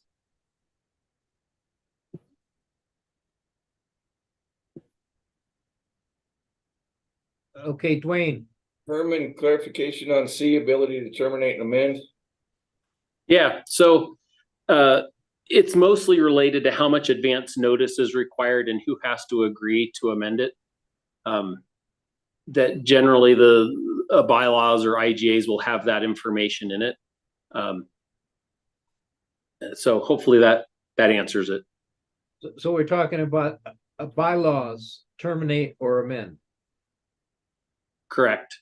Yeah, that it would have an explanation in it of, if you want to terminate or if you want to amend, you provide 30 days notice before a vote, or it needs a majority, or it needs a 2/3 majority. Those are the kinds of things we'd be looking for. Okay, Gary. On B, the ability to sue and be sued. I guess when it's primarily volunteers or appointed from counties and cities. Yeah, that's in state statute, I believe. Okay. All of this information, it's the powers and duties of regional planning commissions. Okay. So that's in statute already. It just is something that, especially as the rural ones start to see funding, that we're actually doing a lot more direct contracting or things managing that, that risk starts to increase. If there was a way to keep that on CDOT, since it's their funds and their directions generally, but that one's just a concern for a group that's not really very organized in a structure. So yeah, I agree, and that really is the heart of our looking at this part of the in the TPR study, is because there are now multimodal options funds available, and it is a statutory ability of a regional planning commission to be sued or to sue. making sure that the governing documents say that, so you're going in eyes wide open, and then making sure that things like voting processes, and if you're going to vote, you need, you're making sure you have a quorum, and we know what a quorum is, and all those other things, A through M, that there's a specific set of rules, because these are bodies that can be sued by statute. So having that in the governing documents is only repeating what is already a statutory ability, but it's making sure that the member governments understand that that's there, and that should be taken seriously, particularly with now having the MMOF funds.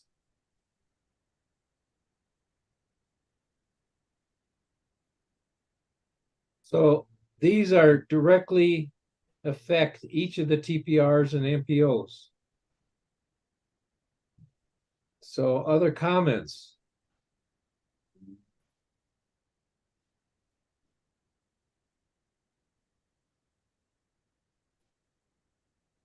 Disagreements?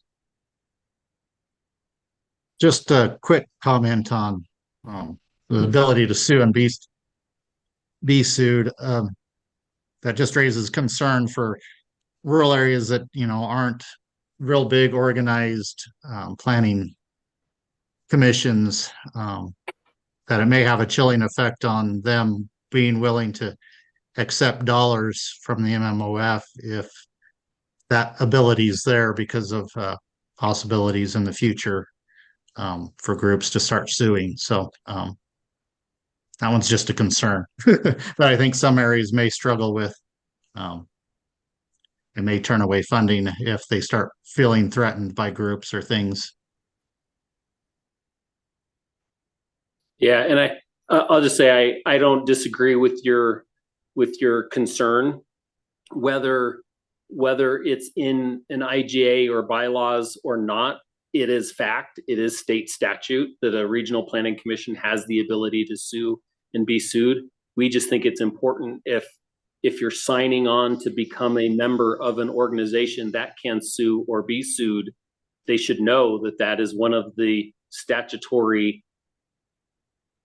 powers or abilities as a regional planning commission. So that's why we have it in there. It doesn't change anything that exists today, except that it may improve the knowledge of some member governments that a regional planning commission can sue or be sued. So TPRs, even though they were advisory primarily for rurals, they were looked at or categorized as planning commissions? Correct. There's a lot of cross reference in the two titles of the formation of a TPR and the formation of regional planning commissions. We've gone back, and Jamie and I have gone back and forth on this one. I'm sure she's just itching to say something at this point. But effectively, a TPR, all of our TPRs are also regional planning commissions.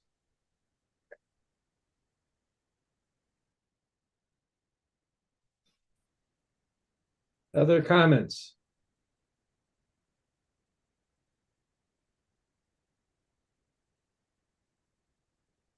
And I just got a direct message from Michael Snow, and I think this is a good point, Michael.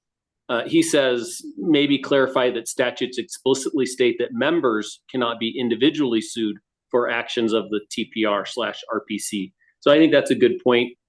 And it might, whether it be in the report or whether it be in the organizational documents, I think that's a good thing to not lose track of, and might help satisfy some of Gary's comments a bit too. So what you're saying is the organization can be sued, but not the individual. Correct. That might ease some people's feeling about being part of the organization. Okay, Ron. Sorry about that. So one question. So if that ability to be sued or be sued, a lot of those directions we take or those decisions we make is in our TPR with CDOT involved with those meetings. So with our decision on that, if we were to be sued, who's financially responsible for that? Because some of the rural TPRs don't have a lot of funding in that. Good question. As somebody who doesn't plan to sue anybody, I'm not sure who I would name in a lawsuit. But I'll put a theoretical notion out there. If I was a local government that had received MMOF funds and for whatever reason was not successfully utilizing those funds in a timely manner, and the TPR decided to change funding from my project to someone else's project that could utilize the funds in a timely manner, and I was really upset by that, I would have the ability as that member government to sue whoever I want, but I would sue it in part based on you made a decision and you didn't do a roll call that confirmed that you had a quorum of vote, or your bylaws don't say what a majority or how you take action on those.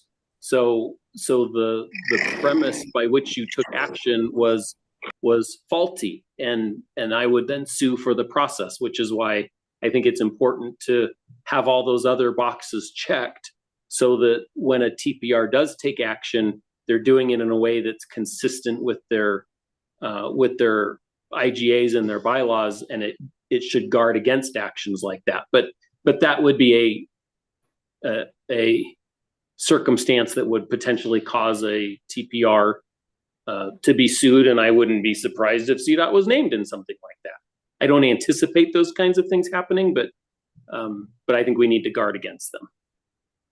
Thank you. Appreciate it. You bet. Other comments?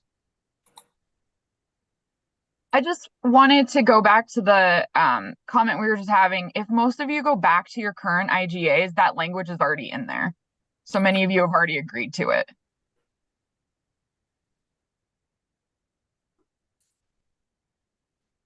Gary Beatty, I'll move to approve the recommendations. Is there a second? Nicholas Williams, second. Further discussion?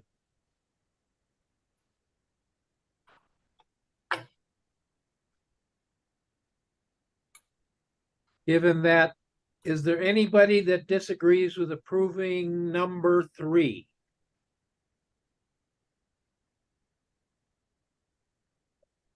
There he is. I just want to point out, and correct me if I'm wrong, Commissioner, but North Front Range is abstaining on this vote as well. Okay. That is correct, sir. Thanks, Darius. Hearing no objections, we consider recommending number 3.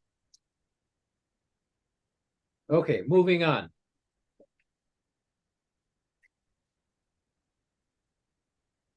All right, number 4 is related to the TPR boundaries. So one of the things that we are supposed to look at is both or two of the things we're supposed to look at is the representation on STAC. And these recommendations are largely due to representation on STAC and the boundaries of the TPRs. And in these cases, I think those two overlap a bit and are being considered together. So we have 2 recommendations. The first one is to combine the Southeast and South Central TPR into one TPR, and then to divide the Intermountain TPR into 2 TPRs. The way we are writing that is that it would be and names to be determined, but the west side of the Intermountain TPR would consist of Garfield, Pitkin, and the southwest portion of Eagle County. We would be dividing that the way that the Eagle County RTA boundary is divided. I think that was the recommendation of the TPR. If there was to have a change be made, that would be the change that would be most preferable for them. And then the other would be the bulk of Eagle County along with Summit and Lake. And that actually fairly evenly divides in a lot of the categories like VMT and lane miles and population and truck traffic and things like that. relatively evenly. So there's a side benefit to having that dividing line. It fairly evenly divides the TPR. So those are the two recommendations. I will make sure to point out that we have received many letters from the Southeast and South Central TPRs.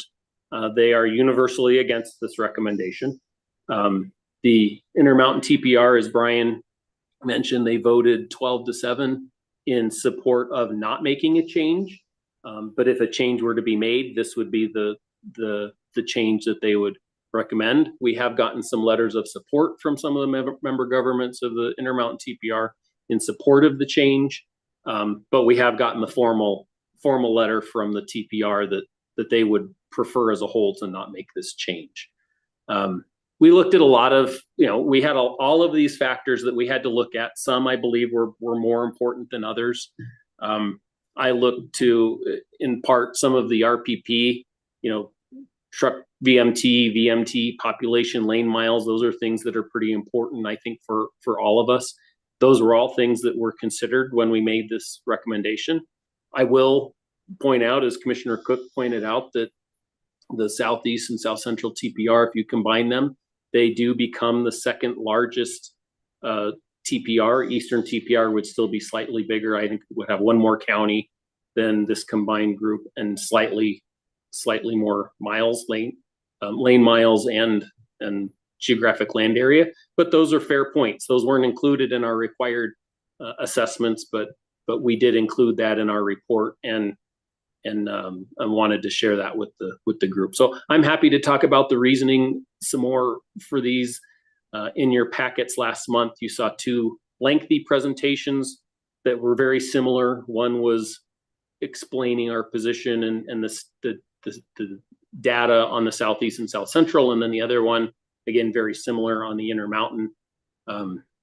I'll leave it at that, and it looks like John would like to comment, and I appreciate that, and I'm happy to answer any questions. The question is, these two are dependent on each other because you lose one and you gain one, so then the number of TPRs remain the same. If only one is approved, then now you're off. And you have to think about what you do now to maintain a 15 TPRs. Correct? Vince, if I could, I just want to make a small correction, Herman. Please. The line would be the raft transportation authority boundary, not the Eagle Transit Authority boundary. So if that makes sense. Okay, thank you. It's on the Roaring Fork side of the raft's boundary. So my question is still there in terms of, if one of these does not happen, then you're off by the number.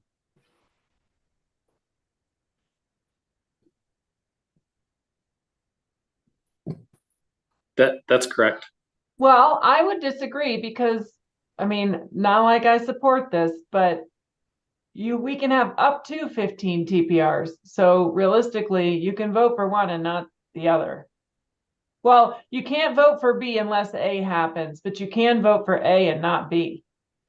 But I don't know anybody here that would do that. I think there was an assurance at the very beginning that the number of TPRs will remain the same. It can't get bigger, but it can get smaller, right, Herman? No, we would, the idea was the concern that we were trying to create more votes for urban Colorado. So the way the statute is written, that we must maintain 10 rural TPRs.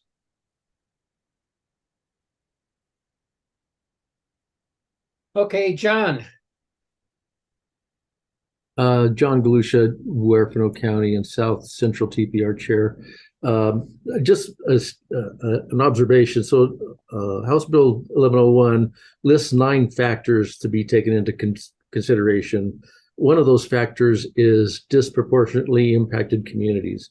You, Herman, I think stated that some of the factors were, in your opinion, more important than others. But I would sincerely ask that you consider the dilution of disproportionately impacted communities four separate votes from Southeast and South Central in making this recommendation. And actually, I would like to make a motion to oppose number 4 recommendation on behalf of the STAC. Is there a second? I'll second that, but I'm going to ask for a friendly. Could you add on that you would like to have no change to the TPR boundaries, just to be very succinct? I would accept that friendly amendment. Okay, further discussion. I'm just going to say, I think that this was awesome. This entire process was something that I don't know anybody really was ready for. And I appreciate Herman and Jamie going through all of this and enduring a lot of driving and input from many parts of our communities throughout the state. And I do believe that you guys were very thorough in this, and I appreciate how thorough you have been into looking at all sides, not even thinking that a stone could be uncovered and then going, oh yeah, there's another one, we can do it. So looking at all options, and I appreciate it, because I think that this is something that comes with a lot of accolades. You weren't asked to do this, you were told to, and it's a lot when you are being told to go and, you know, into the wolves basically and see how you pan out. So accolades to you all. I appreciate it. I'll say the same thing I said back in May. If it's not broke, don't fix it. So I will support your motion. Okay, Gary. Yeah, I would support the motion. I did want to, after reviewing data between especially the Southeast and South Central TPRs and looking at the statewide map of disproportionately impacted communities, low income, and then looking at travel sheds and things, it does not make a lot of sense to combine those two. And I can see some of the arguments for trying to divide the Intermountain TPR, but with being restricted on not being able to increase the number of TPRs by 1, I think it makes it difficult to say we're going to reduce representation for disproportionately impacted communities and areas that are economically challenged, and transportation is one of the main drivers of economic opportunities for communities, and taking away some of their representation, I think it's very hard to swallow. So I'll be voting against changing our TPR boundaries. Okay, Brian. Yes, thank you. I also want to echo what Heather said. You know, Herman, you've done a great job, and Jamie as well, coming out and spending all those miles and emotion getting this thing reviewed. And I think, you know, 90% of what was done here from a governance standpoint is right on. These changes needed to happen. We needed to modernize this aging, frankly, governance structure that we've been working with. And, you know, Intermountain has its own problems that we're going to solve here through this effort. So that is right on target. I think the boundary change, it's going to create another series of problems. It's not the solution. It's going to create other issues that, I mean, to divide Eagle County into 2 areas, that alone is not something that the Intermountain wants to do. I think even though we do have a membership that would like to see it split up primarily in the Summit County area, I think the vast majority of people in Intermountain would like to see it stay combined. And I would say that from a regional standpoint, to have the Intermountain maintain 1 TPR provides CDOT better backing for regional prioritization. And I think that the effort that we put in provides CDOT better guidance from a regional standpoint. We should be comparing some of the struggles in Summit County to the problems in Aspen and determining which one is most significant and giving CDOT that recommendation. Otherwise, if it's 2 TPRs, CDOT's having to make that call, because Aspen and Garfield County is going to have its own series of priorities, and so is the other side of Eagle, Summit, and Lake. and then we're going to give it to CDOT, and CDOT's going to have to figure it out. So at some level, those regional priorities need to be considered. And I think that's the purpose of the TPRs, to figure that out for CDOT and give a recommendation.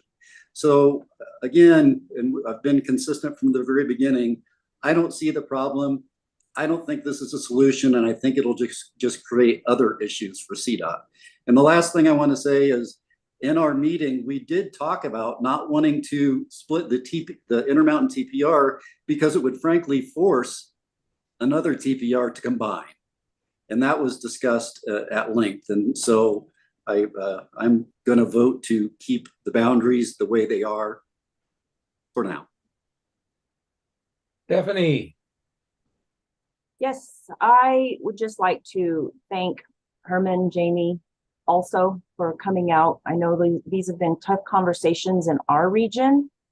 The consideration for the size, and as Ron mentioned, the planning process is already difficult for us in getting everyone together. For the members that we have an awful lot of municipalities and counties that we have to bring together. And while we love our neighbors, John and his group, it just really poses challenges for us. And so, Brian, we appreciate your comments and consideration to what that does to us by splitting you two and having to combine us. So we do appreciate your feedback. We ask that those of you who are seeing this conversation unfold, that you take into consideration. This actually has really brought a lot of the other proposals, has really brought it to my attention that yes, we need better processes down here in our region. Our bylaws, actually adopting bylaws. I believe we are running on IGAs. So there's a lot of things that we know that we can do better to help CDOT's process in the planning. So we are addressing those, and we do appreciate everyone's commitment to help all of us in the Southeast and South Central to continue to be able to do our job and prioritizing projects and, you know, making our roads better while they're traveling over to see all of you. So thank you. Thanks, Stephanie. Other comments?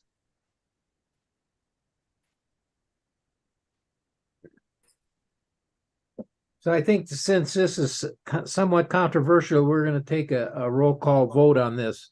The motion is to not approve this particular recommendation, which is number 4, in terms of combining 2 TPRs and splitting another TPR. Okay, Dr. Cog. Aye. South Central, excuse me, Central. Support the oppose. Okay, Eastern. I vote yes on oppose. Okay, Grand Valley. I vote yes on the oppose. And I got Gunnison Valley, and I vote for the motion. Intermountain. Yes. Okay, North Front Range. NFR opposes, but the commissioner has strong opinions that'll keep to himself. So you're opposed, right, Scott? You're That's against correct. it? Pardon me? We are abstaining. I'm sorry, what did I say? NFR must abstain because I don't speak with the authority of my council. So we got 1 abstention. Let's see, Northwest. I vote yes. Pikes Peak. First, thanks to Herman and Jamie for all of this work. I will vote yes, primarily because I'm just looking at all the counties that would have to be combined in the southeast portion of Colorado, and that's a lot of counties. So thank you. Pueblo. Yes. San Luis. Aye on the motion. South Central. Yes on the motion. Southeast, Yes, on the motion. Southwest, Yes to the motion. Upper Front Range, Aye. Southern Ute, Ute Mountain, Yes on the motion. okay, and my calculator says that other than one abstention, we have a majority vote. Yes, Can I ask a question? A follow-up question to staff? Okay, go ahead. So, obviously it's unanimous and I don't, what is the step as far as how this is brought to Transportation Commission? You guys are gonna recommend what you want and we're gonna recommend what we want and it's gonna be different. How does that work? Yeah, so we hope that by the middle of next week, the report will be done. We will have the recommendations that you see in front of you.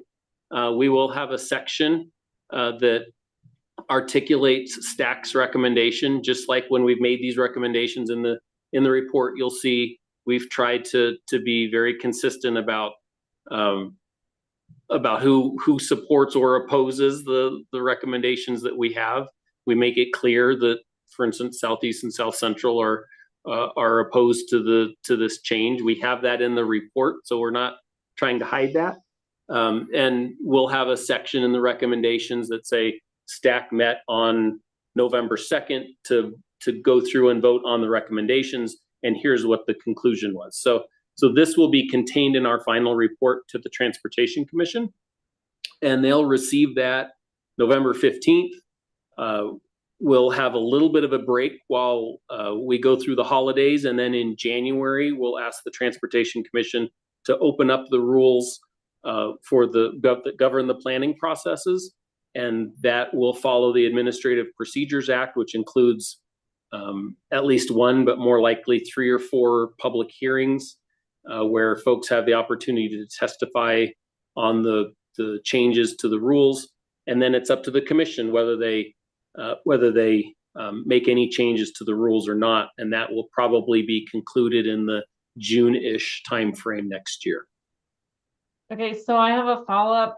So, I mean, I know that my TPR and my counties and municipalities have written in letters, and it was mostly not to separate Grand County. So I guess I'm looking at, are we as a group better served now to have our constituents write in letters saying we support no change instead of fighting for our TPRs not changing, but now a statewide approach? Because I'm looking at this like, are you going to then take the 3 county or 4 letters that you got from Intermountain and use that as, you know, a defense to this? And should we send in letters saying this is how this is working? I'm trying to navigate how I'm going to formulate a letter for my Northwest TPR, or if that's going to need to be happening.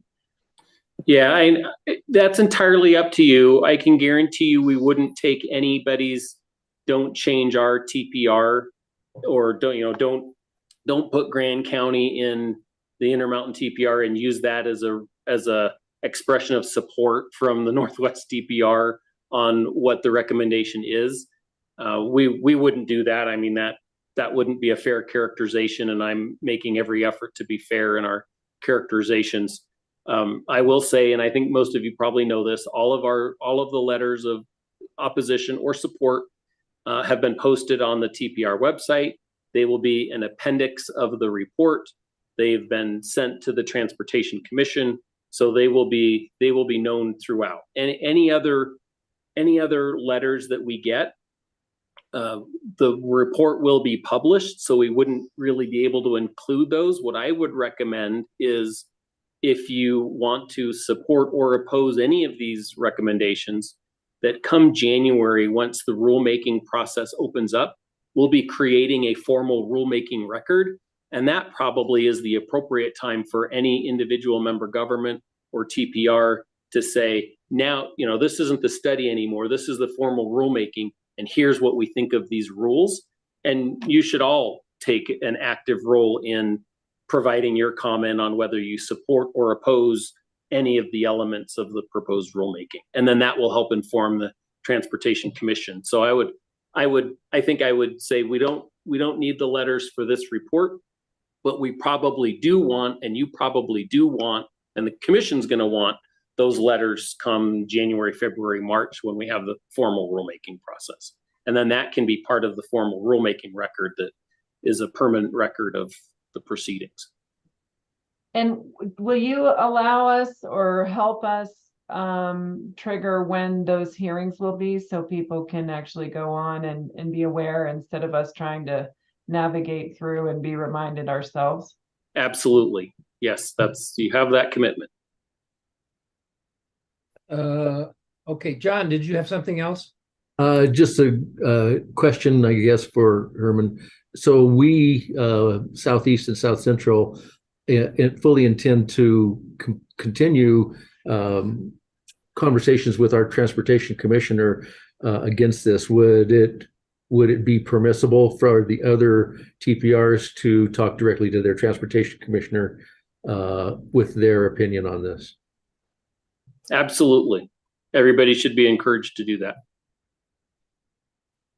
Okay, so the thing of it is now is you have two particular decisions to make, but each affects the other. So either there's going to be 9 TPRs or 11 TPRs.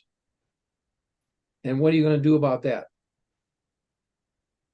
I don't think that that's what would happen. I think it's either, in this case, 4A and 4B would either both be accepted by the or modified potentially by the Transportation Commission, or not accepted. So we would in either case we would still have 10 rural TPRs and 5 MPOs. Okay, so one does not force the other. Well, I would say the opposite. One does force the other, because if you do one, you need to do the other. Exactly. Okay, next. And real quick, and we can probably take this off the screen for now. I'll just say that, and I appreciate the thanks from people. I'll send my thanks, and I think Jamie's thanks, back to you all. You know, and I'll say it this way, when somebody from Denver comes and says, we think we have a better way of doing it, it's very easy to be disagreeable when you disagree. And nobody in this process has been disagreeable, even though they have strongly disagreed. And that has made the conversation so much easier to get through, because everybody has expressed their opinion as they needed to, but not in a disagreeable way. And that's rare these days. So I want to thank all of you for working with us on this. Thank you for all the work you've done. Gary. Yeah, just wanted to thank Herman and everybody that worked on all this, Jamie and everybody, because all the information you pulled together is comprehensive. There is a lot of interesting data brought together. On the presentation, the link to the TPRs at a glance is broken, the one that you sent out in the packet. It wouldn't take me to the site. So I don't know if that can be updated. So if people look at the documents, or a way to get that to actually link to the TPRs at a glance. Yeah, for sure. Thanks for that. I don't know, probably as part of the study, we were making some modifications to the website. Maybe a link got broken in the process. So thanks for that. Yeah, thank you. Okay. Given that, thanks for everybody's comments on terms of trying to get this stuff move along. And I will try to convey this to the commission as I make my report in a couple of weeks. And so with that, we'll take a 10-minute break.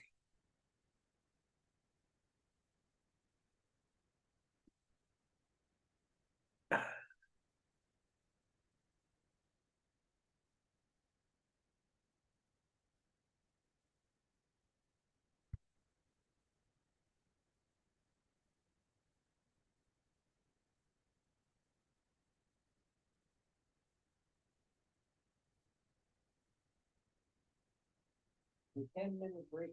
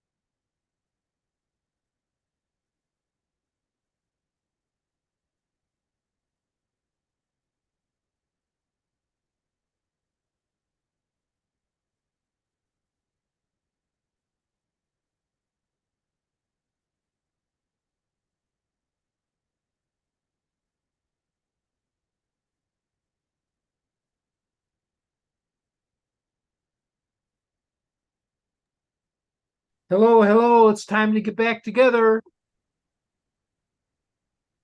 Okay, the next item on the agenda is our program distribution formulas. Thank you, Chair. I'm just going to give a quick introduction and turn it over to Marissa Gahan, the multimodal planning branch manager in DTD, and Cheryl Trent. So we're discussing the final program distribution programs, faster safety, CMAC, and the MPO formula programs. And so I am going to let Marissa take it over and introduce Cheryl, our facilitator, as well. Hey, Marissa. Awesome. Thanks, Vince. Thanks, Darius. If you want to go to the next slide. All right. So STAC, you have made great progress to date. I think we've got the hard formula programs behind us, which is great. You can see on this chart, we've worked our way through the TAP program, the RPP program, and then the MMOF program.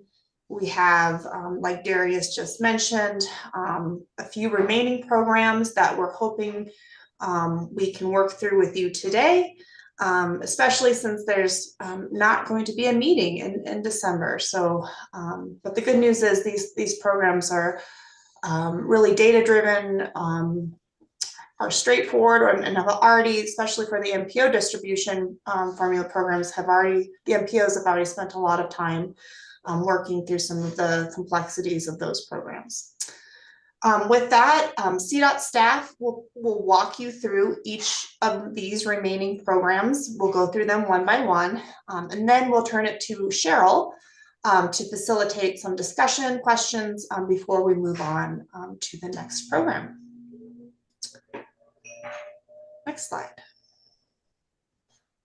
We're going to first start with faster safety mitigation. And for that, I'm going to turn it over. David Swinka, are you on?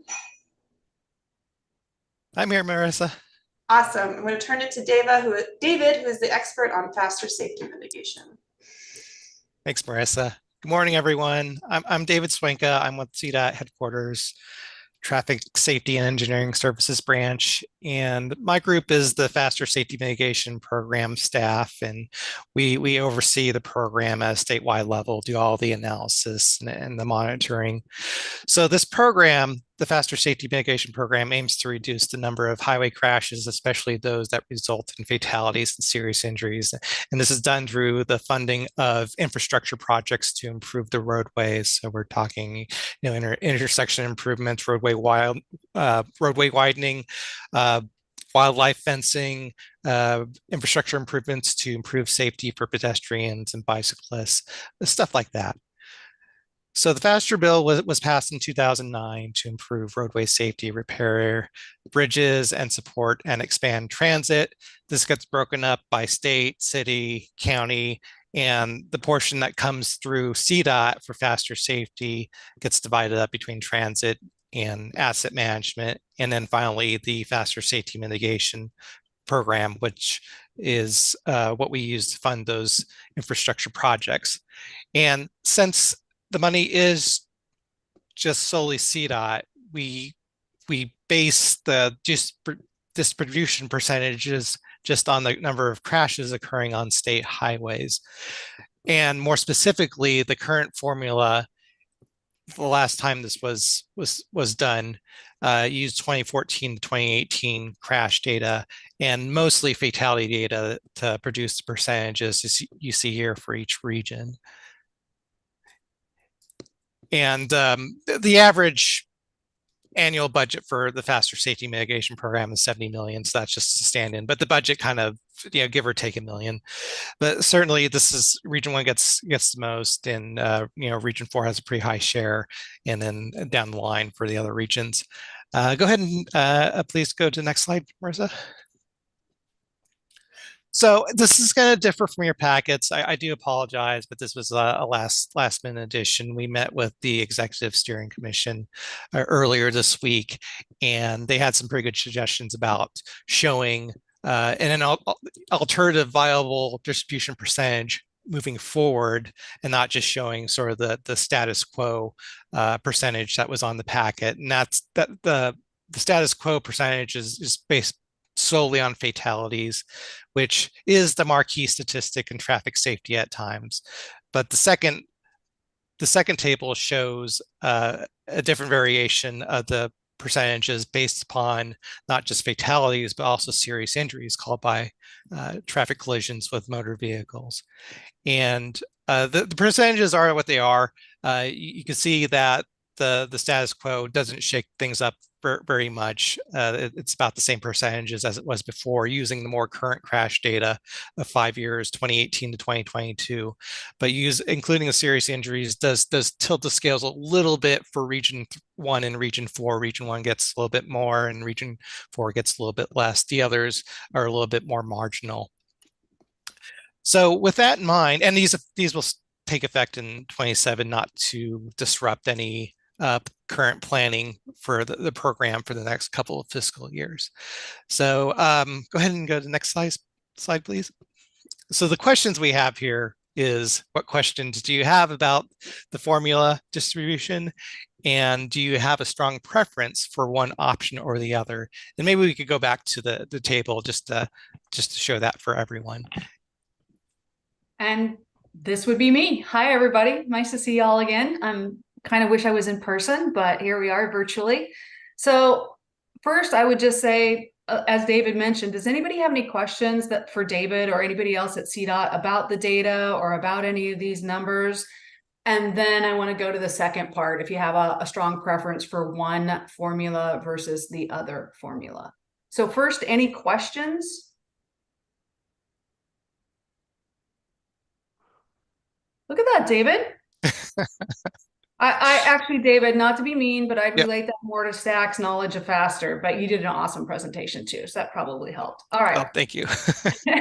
Then the second question is, what are your thoughts about the current formula and moving forward with that, or the potential alternative that the executive committee had worked on or suggested that you might want to think about? Let's open the floor up to anyone who wants to make a comment on that.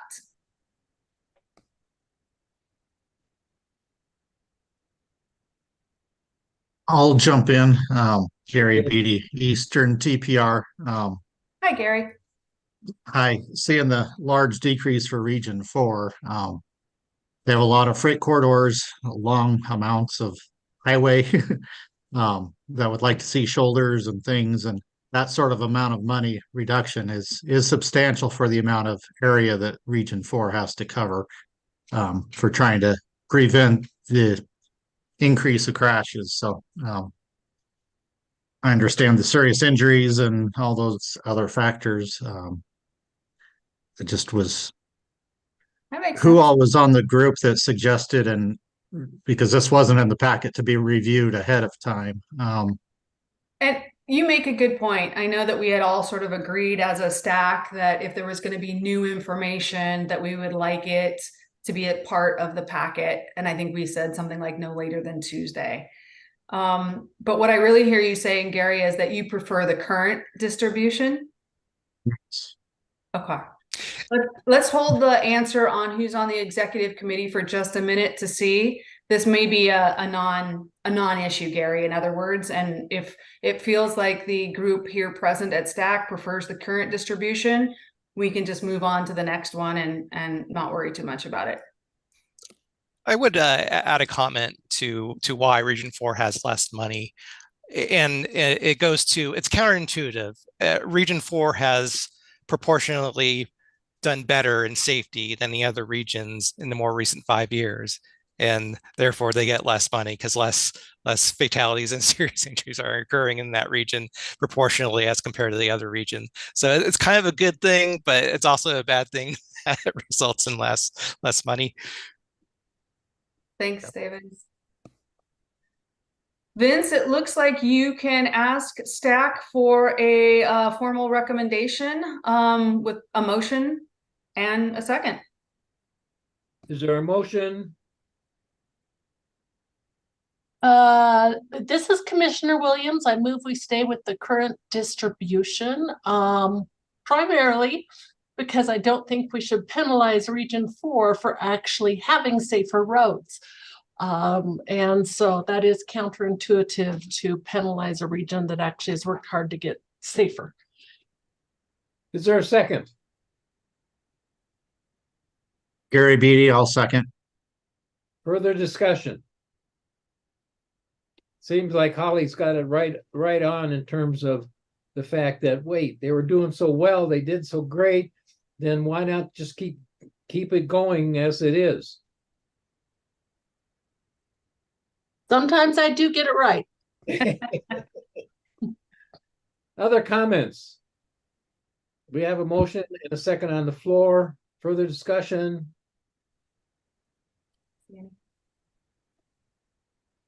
Okay, does anybody disagree with approving the current distribution for factor safety mitigation? Hearing no disagreements, we'll consider the current distribution approved. Moving on.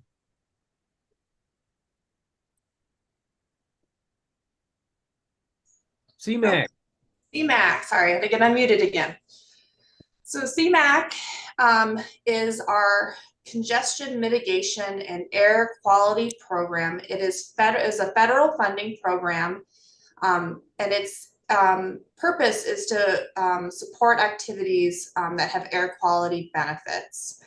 The program, we receive about 53 million total annually, and per the federal eligibilities, it must go to areas that are either in non-attainment or maintenance for one of the for ozone or criteria pollutants. So I want to spend a little time here because this could be confusing. So in the past, Colorado had multiple areas that were in a lot of rural areas and some urban areas that were what we were considering maintenance, or what are considered maintenance for carbon monoxide or particulate matter, also known as PM10.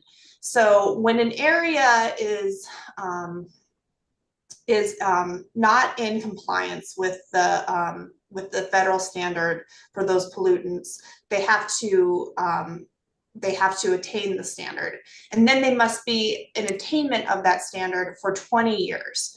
So all the areas that were in non-attainment for carbon monoxide and particulate matter have reached attainment and then have demonstrated attainment for 20 years. And those areas ended those 20-year maintenance periods all between, I believe, 2019 and 2023 or 2022. So all of the areas in Colorado that had been in maintenance for carbon monoxide and PM10 have reached the end of their 20-year air quality demonstration period. And so they are no longer eligible to receive CMAQ funding. So this means the only areas left in Colorado that are even eligible to receive these federal fundings, CMAQ funding, is our ozone non-attainment areas. And the areas that have ozone non-attainment are going to be areas in Dr. Cog, North Front Range, and then the Upper Front Range TPR. So wanted to make that clear that unfortunately for many of you here, you are ineligible for this funding. So we're really talking about areas of Dr. Cog, North Front Range, and Upper Front Range. Wanted to note there are a few statewide exceptions. So you'll see when I get to my next slide that we have 5% of the funding that goes to a statewide program. And so there are a few statewide exceptions to this, like connected vehicle technology or electric vehicle charging infrastructure. So that's one of the reasons that we have a statewide program, is to be able to do things like that, which we can talk about a little bit on the next slide. But then aside from that 5%, and that 5% I should note was sort of the percentage that the maintenance areas had been receiving. So when we talked about this 4 years ago on how to distribute CMAQ funding, the CDOT program really grew out of the funding that had gone to the previous maintenance areas that are no longer eligible, meaning that the funding has not come from the areas that are still in non-attainment, that still need that funding to address important or have projects to address non-attainment issues. So the percentage of the statewide is about 5%, which is what the areas that were in carbon monoxide and PM10 had been receiving previously. So the funding to the non-attainment areas of DRCOG, North Front Range, and Upper Front Range TPR, those funds are distributed on the basis of 75% population and 25% VMT in the ozone non-attainment areas, because those are population and VMT is what are the drivers of air quality issues. So that is how those funds are distributed currently. If you want to go to the next slide, you'll see here, here are the eligible areas for CMAQ. The funds, we have a 5% off the top for statewide, and then the rest is split between DRCOG, North Front Range, and Upper Front Range TPR ozone areas on the basis of 75% population and 25% VMT. So I think the real question again is, do y'all have any clarification or context questions that would be helpful for you to know? Yes. Hi, Nicholas. Thank you very much, Marissa. Thank you for the presentation on there. The 5%. I think could you clarify what that funding is used for again? I think you mentioned a few examples, but if you wouldn't mind just kind of clarifying what that is used on a statewide basis for. Yeah, in the past, so the previous 4 years, we've funded important EV charging projects around the state, and I can have, I think my colleague Mike King from our Office of Innovative Mobility is on. I don't know if you want to add any detail to that. Mike? Yes, thanks, Marissa. The previous 4 years, that 5% has been applied, as Marissa said, to DC fast charging projects around the state through our partnerships with the Colorado Energy Office. But ultimately, those projects don't end up, when I think about being in a non-attainment region, having to do our SIP, doing these things on there, it almost becomes a game of scoring on the benefit of this. I get X points for doing this on these. This 5%, ultimately, that does not go into someone's SIP. That does not count for against meeting NAC standards. Is that correct? I might defer to my colleagues on the SIP element there. I think the reason, if we're talking about the benefit to the non-attainment areas of those investments, the reason that the FHWA has made this statewide exception for things like EV charging projects specifically is because it's recognized that there's a network effect there, that the ability to charge in outside of non-attainment areas encourages adoption of EVs in non-attainment areas, that you can't simply localize those projects within a certain geography for them to function. As to how that applies to the SIP, I'm not as well positioned to explain that.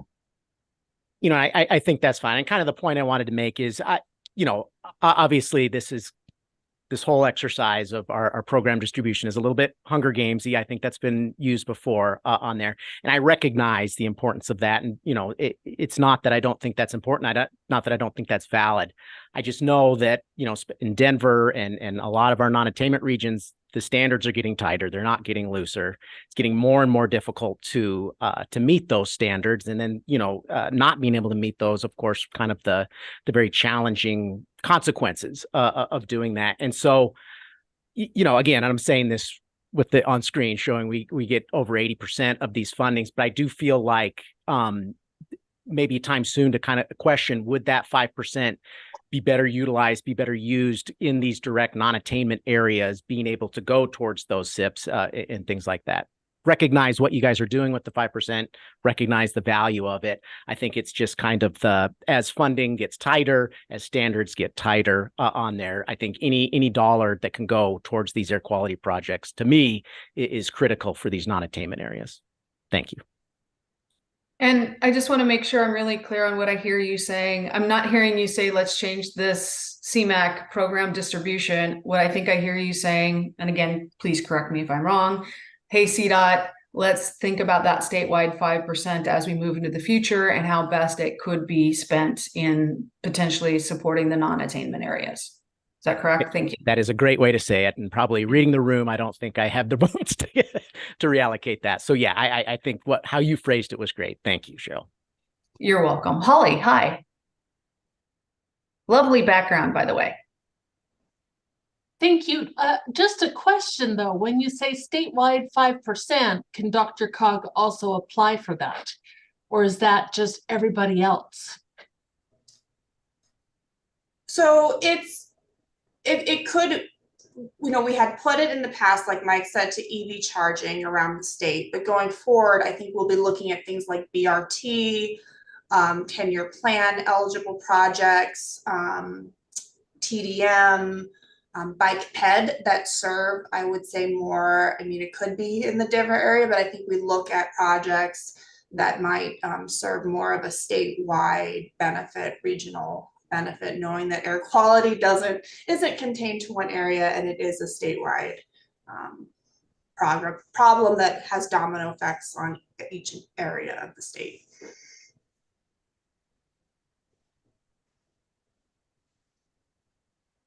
Elizabeth, hi, Liz, how are you?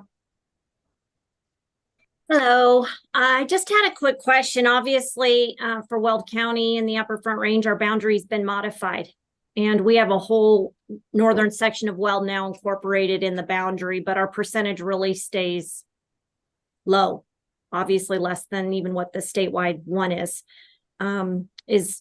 Was our new boundary taken into consideration as far as what we have to do is for the attainment area now, percentage-wise? Yeah, it was. Yeah. Obviously, with federal dollars, you really don't want to put less than $1 million in one project. So this is literally saying we get one project in our entire ozone non-attainment boundary.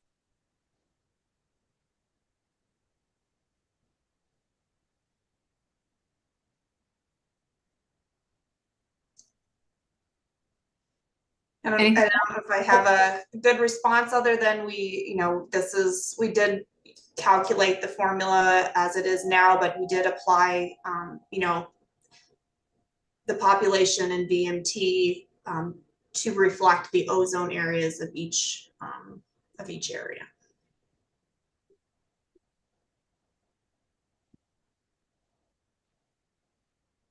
Any other comments or thoughts, ideas, feedback?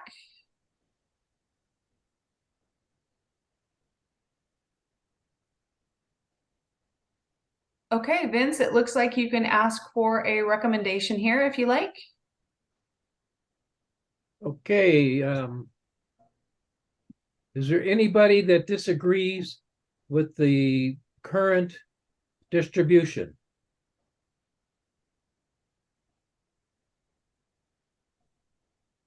Hearing none, we're all set. Thank you.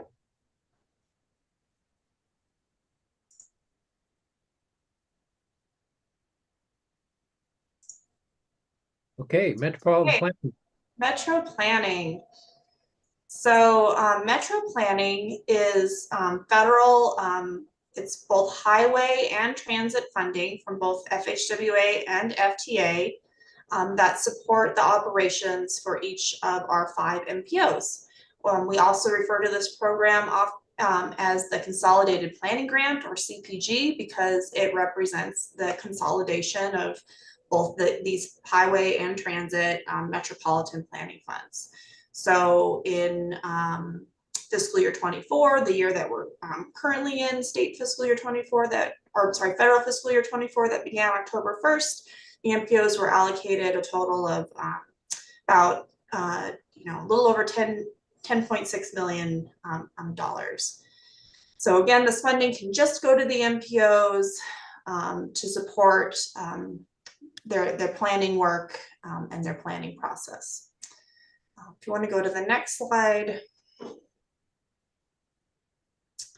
So we have had several months of deliberation just with the MPOs on this program. So while you see this wrapped up nicely into, I think, 3 short slides, just know that the information presented has been talked about, I think, in either 3 or 4 months worth of statewide MPO meetings. So lots of thought from the MPOs has gone into this, and I want to be sure to thank all of the MPOs for their time really diving deep into this program and thinking about it. So with that being said, I'm sharing with you today sort of what the status quo is and how we allocate these funds currently, and then 2 main scenarios that the MPOs gravitated towards that were considered. So first, to start with the status quo, how we currently do it is that we distribute metro planning by urban area population. This is population of 50,000 or greater. So we distribute the funds on the basis of population. And then because when you use urban area population of 50,000 or greater alone, the small MPOs, meaning Grand Valley and Pueblo, they don't get a lot of money just on population, because their population, while they're an urban area, it's hard to compete with the really big urban areas, especially in Denver and Colorado Springs. So we have in the past bumped them up to set minimums. So right now the set minimum for Grand Valley is $339,900, and Pueblo is set at $360,500, just so that they have enough to support their base operations. And that funding is given to them by redistributing the CPG dollars or metro planning dollars from the other MPOs. So that is how we do it now, and that's how we have been doing it, I think, for a fairly long time. So in talking with the MPOs at the statewide MPO meetings, it was recognized that MPOs now have a lot more planning requirements, both state and federal, placed upon them, and many are struggling to make ends meet. So with that in mind, and knowing that the size of the pool hasn't gotten any bigger, we wanted to talk about, are there better ways of distributing these funds to be more equitable and ensure that MPOs get enough to make their ends meet. So the first option that was considered was sort of a modified status quo, where we would distribute by total MPO area population. So this was the first small change. Instead of just saying that it would be distributed on the basis of urban area population, that of 50,000 or greater, we wanted to use the total MPO area population, the population that's anticipated to be 50,000 or greater, updated using the 2020 census, because this is what the MPOs have to plan for. So it makes sense not to restrict it, that they should be able to plan or use the dollars and because they have to plan for their entire MPO area. That's how we should be using the population to distribute it. So that was the first change and that was a unanimous change that all the MPOs agreed to. So that was the first thing, updating it to the 2020 census, and then the state recognizing that we have additional state requirements to planning for the MPOs now. We would provide SPR dollars to the small MPOs to bump them up to a higher level, instead of that funding coming from the large MPOs by redistributing the CPG dollars. We also set the minimum, we increased that minimum up to $500,000 a year, is up from the 339 and the 360 that the small MPOs have been getting currently. So that was the first scenario. The second scenario was MPOs looked at having a tiered base model. A lot of other states use this model for their MPOs, so we considered it for Colorado. Basically, each MPO would start with a tier to base. Those amounts are sort of in those bullets on the end of the slide. These were based on, so the small MPOs were given a base that was needed to support a staff position. So that's how that base was set. And then based on factors like population and air quality non-attainment status, the base amounts were scaled up from there for the other MPOs. So that's why you see Grand Valley and Pueblo start with a base of 150,000, North Front Range and Pikes Peak a base of 500,000, and then Dr. Cog a base of 2,500,000. And then after that, we would, you know, distribute the remaining on the basis of MPO area population. And then again, the state would provide SBR dollars to bump up any MPOs that do not achieve a minimum of 500,000 a year by this formula alone.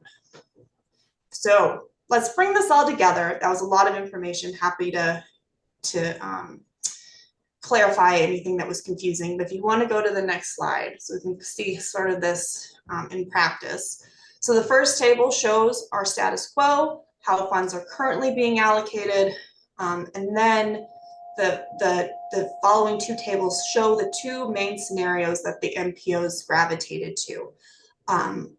The MPOs took a vote on the two scenarios at their last meeting, and as you can tell, it was close and it was fairly divided.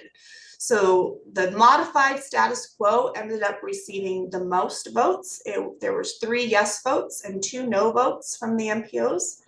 And then the tiered base received 2 yes votes and 3 no votes. But I wanted to share all the scenarios here just because it was so close.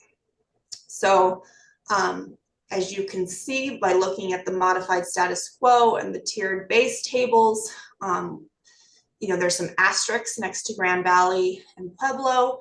That just indicates that CDOT will use SPR dollars to bump them up to a minimum of 500,000. So just note that, you know, when you look at this table, it looks like they got a decrease, but we are proposing using SPR dollars to bump them up to 500,000, which is an increase for them from what they're getting now. And then in addition to that, CDOT also anticipates being able to provide, again, an additional, we're thinking 300,000 to 800,000 a year in SBR funding on an annual basis. And this can be for any MPO, small or large, because we recognize that MPOs like the North Front Range don't see a real big increase under any of these options. So we wanted to be able to provide perhaps some additional SPR dollars to any MPO if they have a demonstrated need for a particular planning document development, something like that, and if they have a low carryover balance, so they don't have any other CPG funds that they can use. We want to offer that. You want to go to the next slide. And then lastly, we spent a lot of time, you can see in my last slide that a lot of it is based on having a low carryover balance. And so we talked about that it would be a good time to look at our carryover policy. So this was a kind of a hand-in-hand item that we talked about. And the MPOs all agreed and discussed that starting October 1st, 2027, that the MPOs would be allowed to carry over a maximum of 25% of a 1-year allocation or 500,000, whatever amount is higher. Anything above those thresholds would be redistributed by the CPG formula annually. So this acknowledges that if an MPO has a large carryover balance and has had a large carryover balance for a long time, that it can be redistributed, and some of that funding can go to the MPOs that really need that funding sooner. So encourages some accountability in this program and performance measures, and also make sure that the funding that we have is being utilized. So, and then for the MPOs that currently have a carryover balance of more than 25% or 500,000, CDOT will, in partnership with our federal partners, be asking the MPOs to provide a plan for how they will reduce their carryover balance over the next 4 years. Cheryl, I'm going to turn it to you. I've said a lot. And I know many STAC members were also part of the MPO discussion, but first of all, the standard process, let's just make sure if anyone has any questions about any of this extremely detailed information. And then after following that, if any of the MPOs want to share a little bit that might be helpful to STAC, and we can go from there. So how about first, any questions that would be helpful? I see Nick and Nick only, so let's grab Nick. Thank you. And I'll limit it to a question here. Marissa, what is the current balance of SPR? And then to load it up a little bit more, is there anything preventing, of course, we saw that we're going to use SPR under the modified status quo approach to make a couple of our smaller MPOs whole. Any reason that balance could not be also allocated to DRCOG, North Front Range? And well, I'll leave it there as a question, and then we'll get into debate. So do you mean the 300 to 800,000? That is available to, like, well, you would have to have a low carryover balance, I guess, to be able to apply for that. And is that the standard we're applying for the asterisk ones? Asterisk MPOs. If you wouldn't mind going back one slide. Yeah, right. Maybe make there sure. You go. Thank you. Grand Valley and PACOG. Yeah, I mean, I think sort of both they go together, having a low carryover balance and a demonstrated need. I mean, I think that a low carryover balance means different things in different sized MPOs.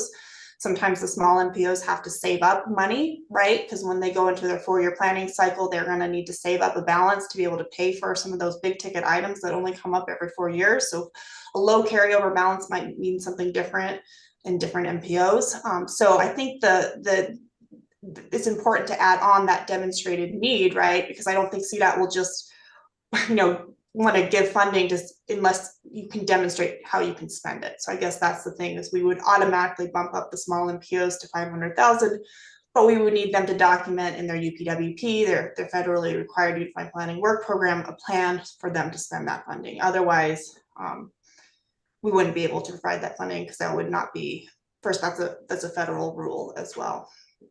And then I think for DRCOG, we can talk about what that might look like, but I think our intent is to be able to honor this consistently and uniformly across all MPOs. All right, end of question. I'll save the rest for our next stage, Cheryl. Thank you. Yeah, of course. Does anybody else have any questions for context or clarification that would be helpful for you to have answered? Okay. Suzette, there you are. Hi. Hi, sorry, my camera's not working too well today, so apologies for that.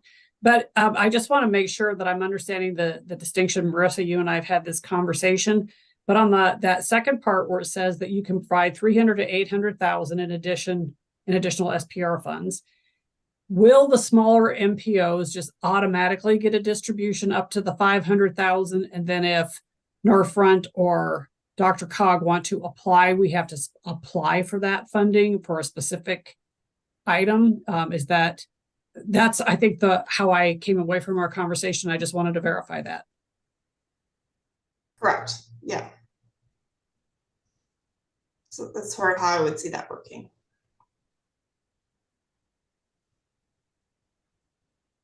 Any other questions before we go to maybe some comments, and then of course ask you all what your recommendation would be? Okay, so in terms of comments, any of the MPOs want to shed any additional light on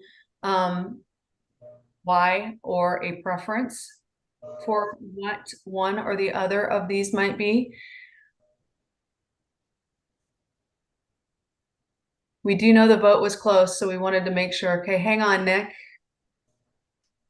You see Nick's hand, but I want to make sure anybody but Nick. No, just kidding. I just want to make sure if any other MPOs wanted to pitch in, that they did have a full opportunity to have that conversation. I'm cycling through. Nick is going to go in 1, in 2. It's all yours, Nick. Thank you, Cheryl. You sound like my high school teacher, anybody but Nick.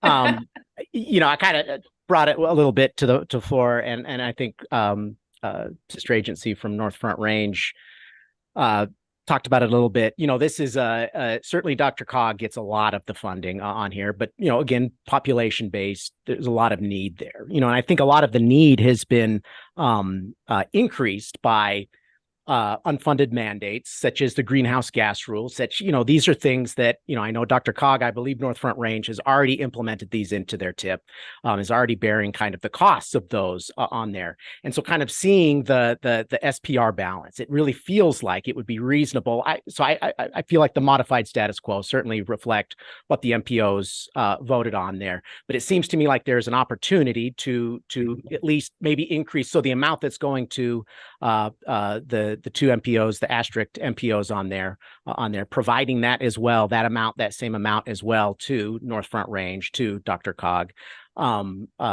Cog on there, just to almost $250,000. It's a deep hit to our PL funding on here. And I think, again, going back to my previous comment about Hunger Games, feels like there's an opportunity to make this not be such a deep hit on there as we're absorbing greenhouse gas rule funding as we are doing that. And so that's all I wanted to share there. It feels like that the SPR, having the state step up a little further and provide this to the other MPOs as well.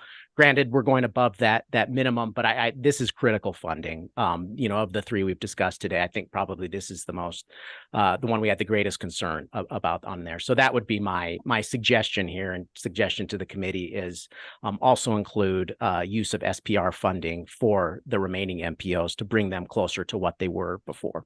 Thank you. So Nick, what I think I heard you say was definitely, your vote was for modified status quo. That hasn't changed.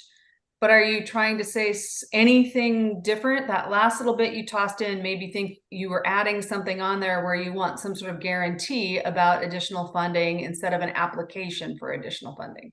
Thank you. I'll be more specific. Yes, I would suggest that we allocate additional SPR funding to Dr. Cog, to North Front Range, to Papa Cog in the same amounts that we're allocating without application, just automatically to bring us closer to what we were at before. Okay. I think we did have that in there. I tried to make this, if you can believe it, more concise for STAC since the funding is only available to the MPOs. But I think where we left off with the statewide MPO conversation is that CDOT would look into honoring that if collectively the MPOs as a state had less than a 25% carryover balance. So when that carryover policy took effect. And Suzette, I see your hand. I just want to make sure, Nick, does that address the issue that you brought up? I believe so. Yes. Okay. Thank you. You're welcome. Suzette.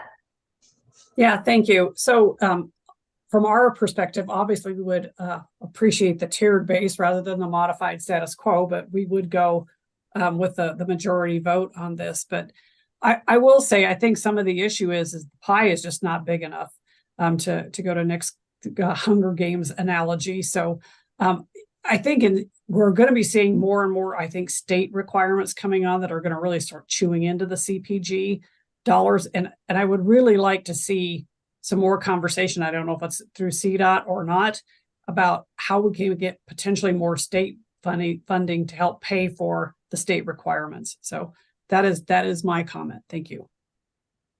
Thank you. Is there any, Darius, hi, and then Cody. So I want to ask the question on what is being proposed here. Is it to take off this second bullet line here, where applying for it and just have a distribution, or are you asking for more?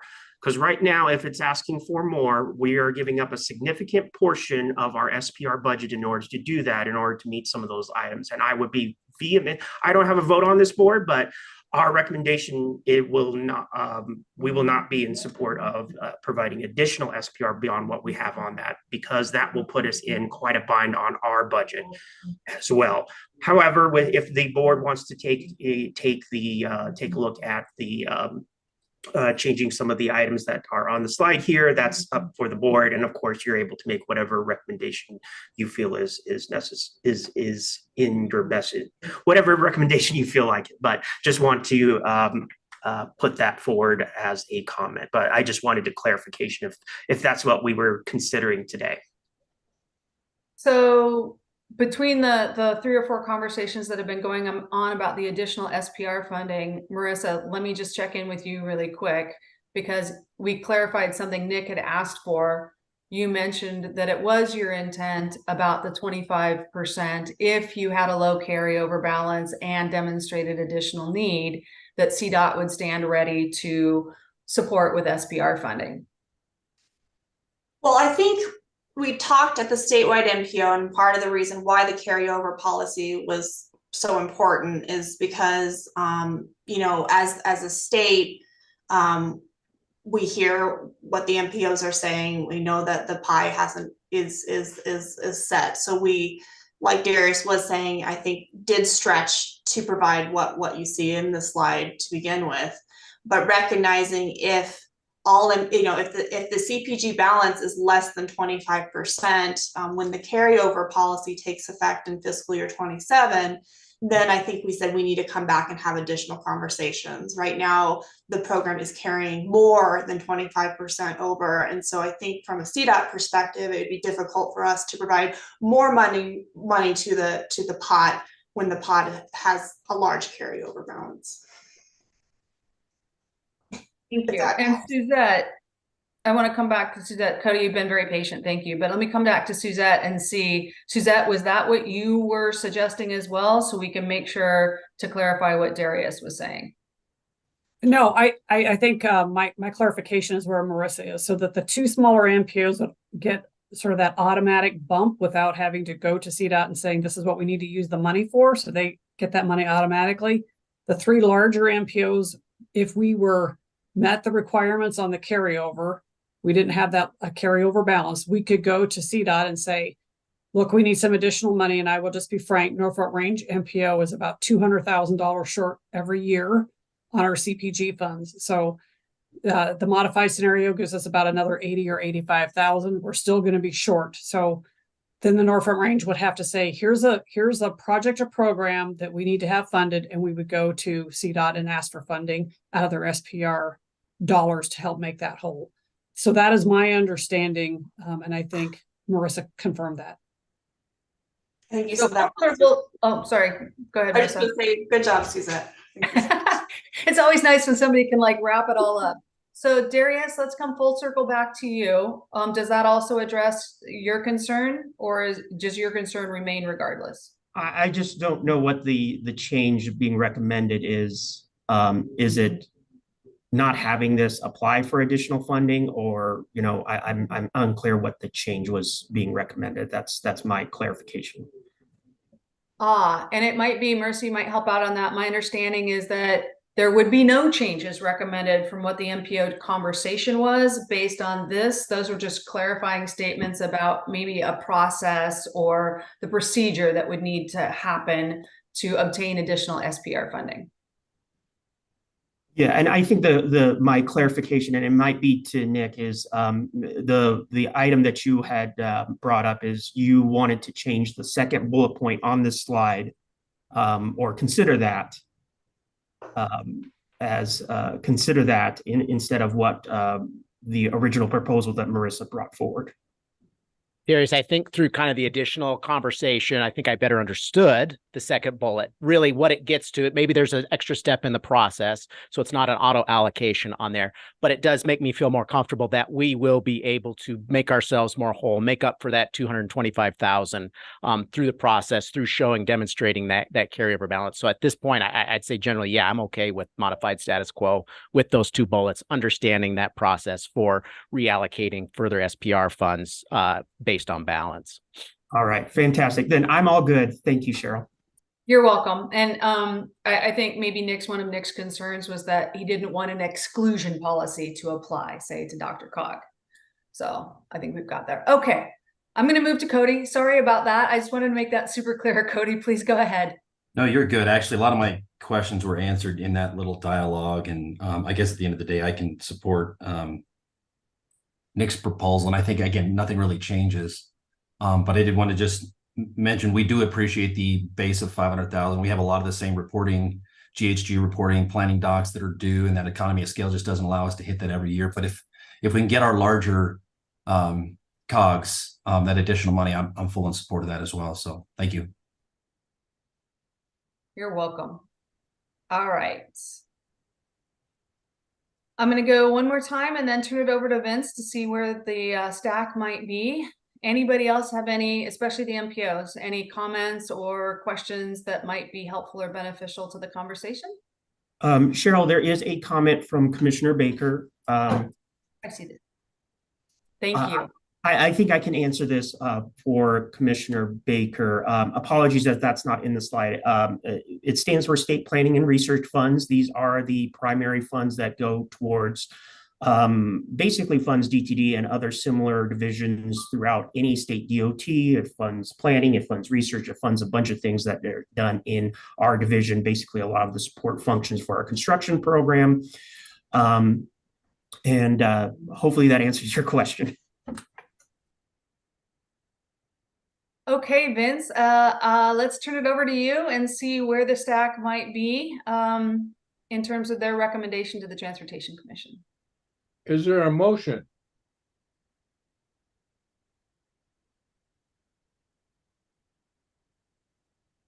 Mr. Chair, I'd move to adopt the modified status quo option as presented on screen.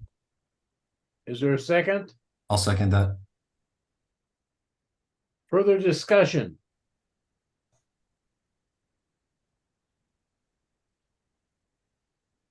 Okay, is there anybody that disagrees with that? Okay, we'll consider the modified status quo as the recommended distribution. All right. On the home stretch now, thank you. Okay, so we have two other federally directed MPO formula programs that we'll discuss. Hopefully these will be a lot more straightforward because first of all, they are pretty much told to us how to allocate them by the feds, but we'll walk through them. So the first is the Surface Transportation Block Grant Urban. Isn't that easy to say? But we call it STBG Urban. That's also not the easiest acronym to say, but that's what we have.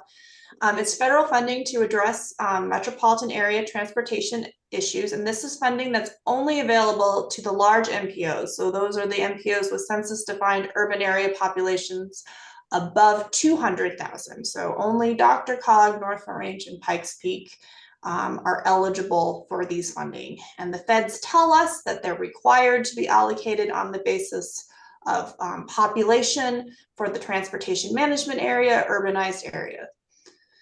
So these are example distributions in this table to show that how we anticipate these funds would be distributed based on the forecasted federal appropriations for fiscal year 25.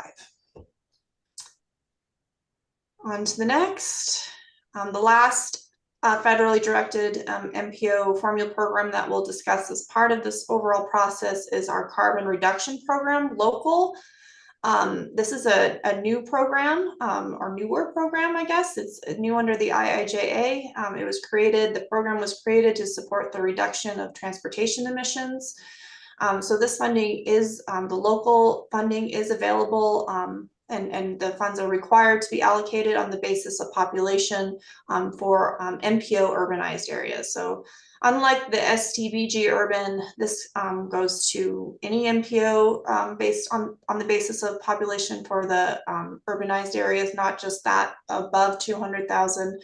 So the table in this slide shows example distributions based on estimates from the forecasted appropriations for carbon reduction local for fiscal year 25.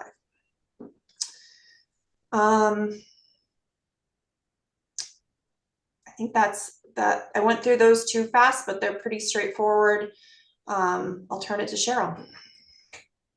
Yeah, I think that the same thing applies. These last two, I think, are far more conscripted. But if you had any questions, going once back to Vince, twice back. Is there anybody that disagrees with the last two? Oh, I have a hand from Darius. Darius. Yeah, sorry, just as a clarification, we have no control over the last two. Those are designated in federal statute.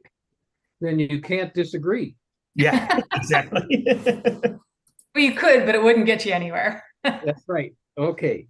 So moving on. Thanks, If everybody. Vince, if I might just say something really quick, would that be all right? Go ahead. I know we started this whole process some months ago, and like Marissa, I just want to say thank you very much. I think there've been some great conversations. There's a lot of, I know, sharing of, issues within your own MPOs that I think has been very helpful to shed light on, why you voted a certain way or where you're coming from. And I know that not all of you all agree on the recommendations forward to the Transportation Commission. And I said this at the beginning, and I'll say it now, knowing that there's not, the reality doesn't work this way.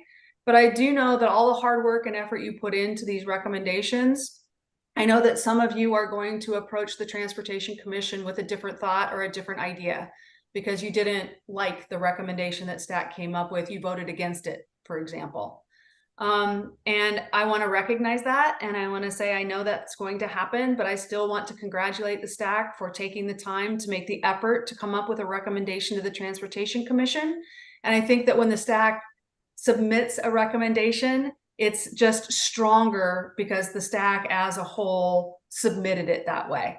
And that the group of you were able to reach, even if it was a voting agreement, you were able to reach an agreement on it.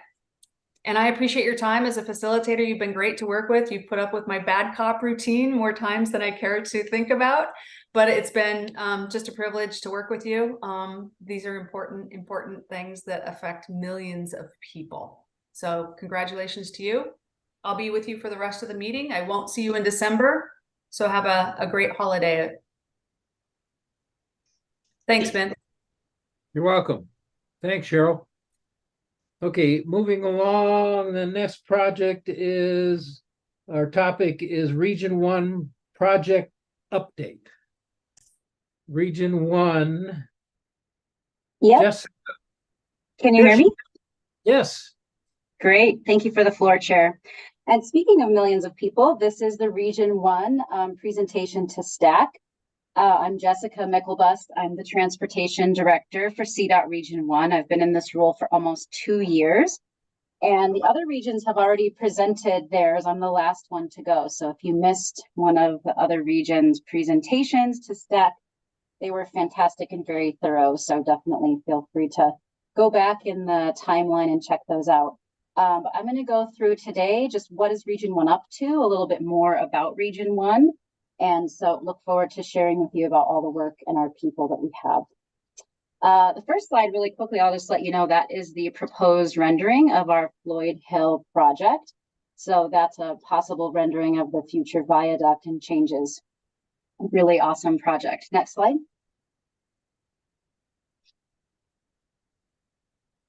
So welcome to Region 1. You can see the orange square, kind of, we are the center-ish of the state. We have about 4,100 lane miles. We've got 8 counties, alphabetically: Arapahoe, Adams, Broomfield, Clear Creek, Douglas, Denver, Gilpin, and Jefferson. We've got about 56 local agencies, and overall we have about 750 employees with 5 engineering programs. We have a traffic and safety, south, north, central, and west program for engineering, and then 2 maintenance sections. You may have heard them mention Section 5 and Section 9. So overall, in our region, vehicles drive an average of 30 million miles a day. We are a full-time 24/7 shop in Region 1. Traffic is always flowing.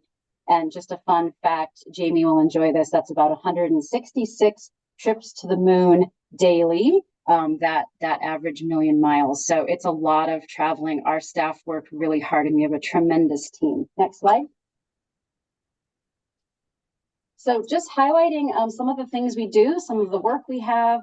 So we have several major projects going on. I'm sure you've heard of the I-70 Floyd Hill project, Veterans Memorial Tunnels to Floyd Hill.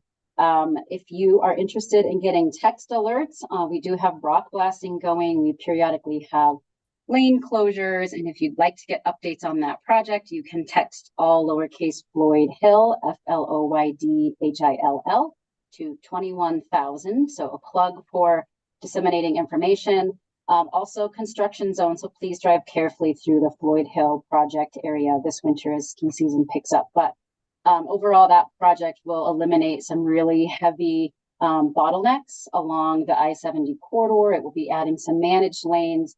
The picture you can see on the right there is one of the bridge decks underneath of it, which, gosh, if you look underneath some of our bridges, they're frightening. So I'm excited to replace those and get those off the network. The lower picture is Eisenhower Johnson Memorial Tunnel. We've got a lot of work going into there. It's on our 10-year plan. We have about $150 million of improvements to that infrastructure going in over the next several years. And just a fun note, the tunnel did just celebrate its 50th birthday. So we had a big birthday party. But when you age, things start to need repair. So we're working very diligently on that. The I-270 project from I-25 to I-70 is located in Commerce City, if you're familiar with the Denver metro area. And it's really a corridor that has heavy freight utilization. So we are currently doing an environmental impact study to look at that corridor to see what improvements make sense. We just had a listening meeting with the public, the constituents, and stakeholders in the area to really hear from them about what alternatives make the most sense for that project. Again, we have a lot of aging infrastructure in that corridor, and we have a major landfill, so it's causing some undulations in pavement. So as you drive it, it can feel a little bit like a roller coaster. So some repairs are desperately needed. US 6 Wadsworth Boulevard interchange, again, another bridge that we're replacing. We were successful in winning a RAISE grant for $20 million, and we're thrilled to have an early action project beginning on that interchange. So that will really improve safety for mobility. We have a light rail station to the north, so providing beneficial access to that light rail station. And then last on this slide, we're kicking off, and we have a kickoff meeting next week, kind of an overall BRT, which is bus and rapid transit. So we're looking at adding 5 new corridors by 2030 in Region 1. We've allocated $170 million into the 10-year plan to do bus and rapid transit. And if you want to do the next slide. Thank you. So you can see on this graphic some of the corridors that we're looking at. Heather in Region 4 is already leading the way with Colorado 119, which also just won a grant. One of our corridors in Region 1, Federal Boulevard corridor, just got notification early this week that we can enter the FTA Small Starts funding process. So we are very happy about that notification. The graphic on the left just kind of shows some of the items that make BRT unique. And this is really unique to Region 1, the number of BRT corridors that we have. You'll look, there's level boarding. So when you go to get on the bus, it's just essentially you walk onto it instead of having to go up and down stairs. Easier ticketing systems. Sometimes the buses have transit signal priority, so they move through intersections faster, or they have a dedicated running lane. So just a little bit about BRT there. So big partnerships. We can't do this alone. DRCOG, RTD, Denver, and the locals have really been part of our strategic team getting these corridors launched. And as I mentioned, we are doing kind of a media blitz next week for the Federal Boulevard and the Colorado Boulevard BRT projects. Next slide. So I've talked a little bit about bridges, but I'm going to keep the horn going on the bridges. These are the West Metro bridges, and our 10-year plan initially had $67 million for Harlan Bridge at I-70. And overall, we have about $500 million kind of as a need in the 10-year plan for additional bridges. We've made tremendous progress. I'm really impressed with the West program team, who has diligently taken funds that we've given them, specifically the Harlan Bridge. We got some really quick spend funds from the governor, and we have executed that project very quickly. So we've demolished it, and the new structures are being built, and we're starting to move traffic onto some of the new structures. As you drive I-70 kind of going westbound from I-70 Harlan, you'll notice I-70 and Ward Road is under construction. And Saturday morning, if you want some good viewing, we will be demolishing some of the existing structures. So I'm going to go sit and watch a bridge demo. It's really interesting if you've never seen one. We are under heavy construction with the Ward Road bridges, and construction is anticipated for fall. Moving further to the west is I-70 and 32nd Avenue. Really a big event. I think it's in 2 weeks. We have a ribbon cutting for that project. So the bridges have been replaced. They were bad bridges. We had pieces of concrete actually crumbling off onto the roadway. And so those will be open and they will be fantastic for the traveling public. And moving further to the west, I-70 and Colfax, we're designing those structures right now, and we'll be looking for some strategic funding to get the old structures off the network and get the new ones in place. Next slide.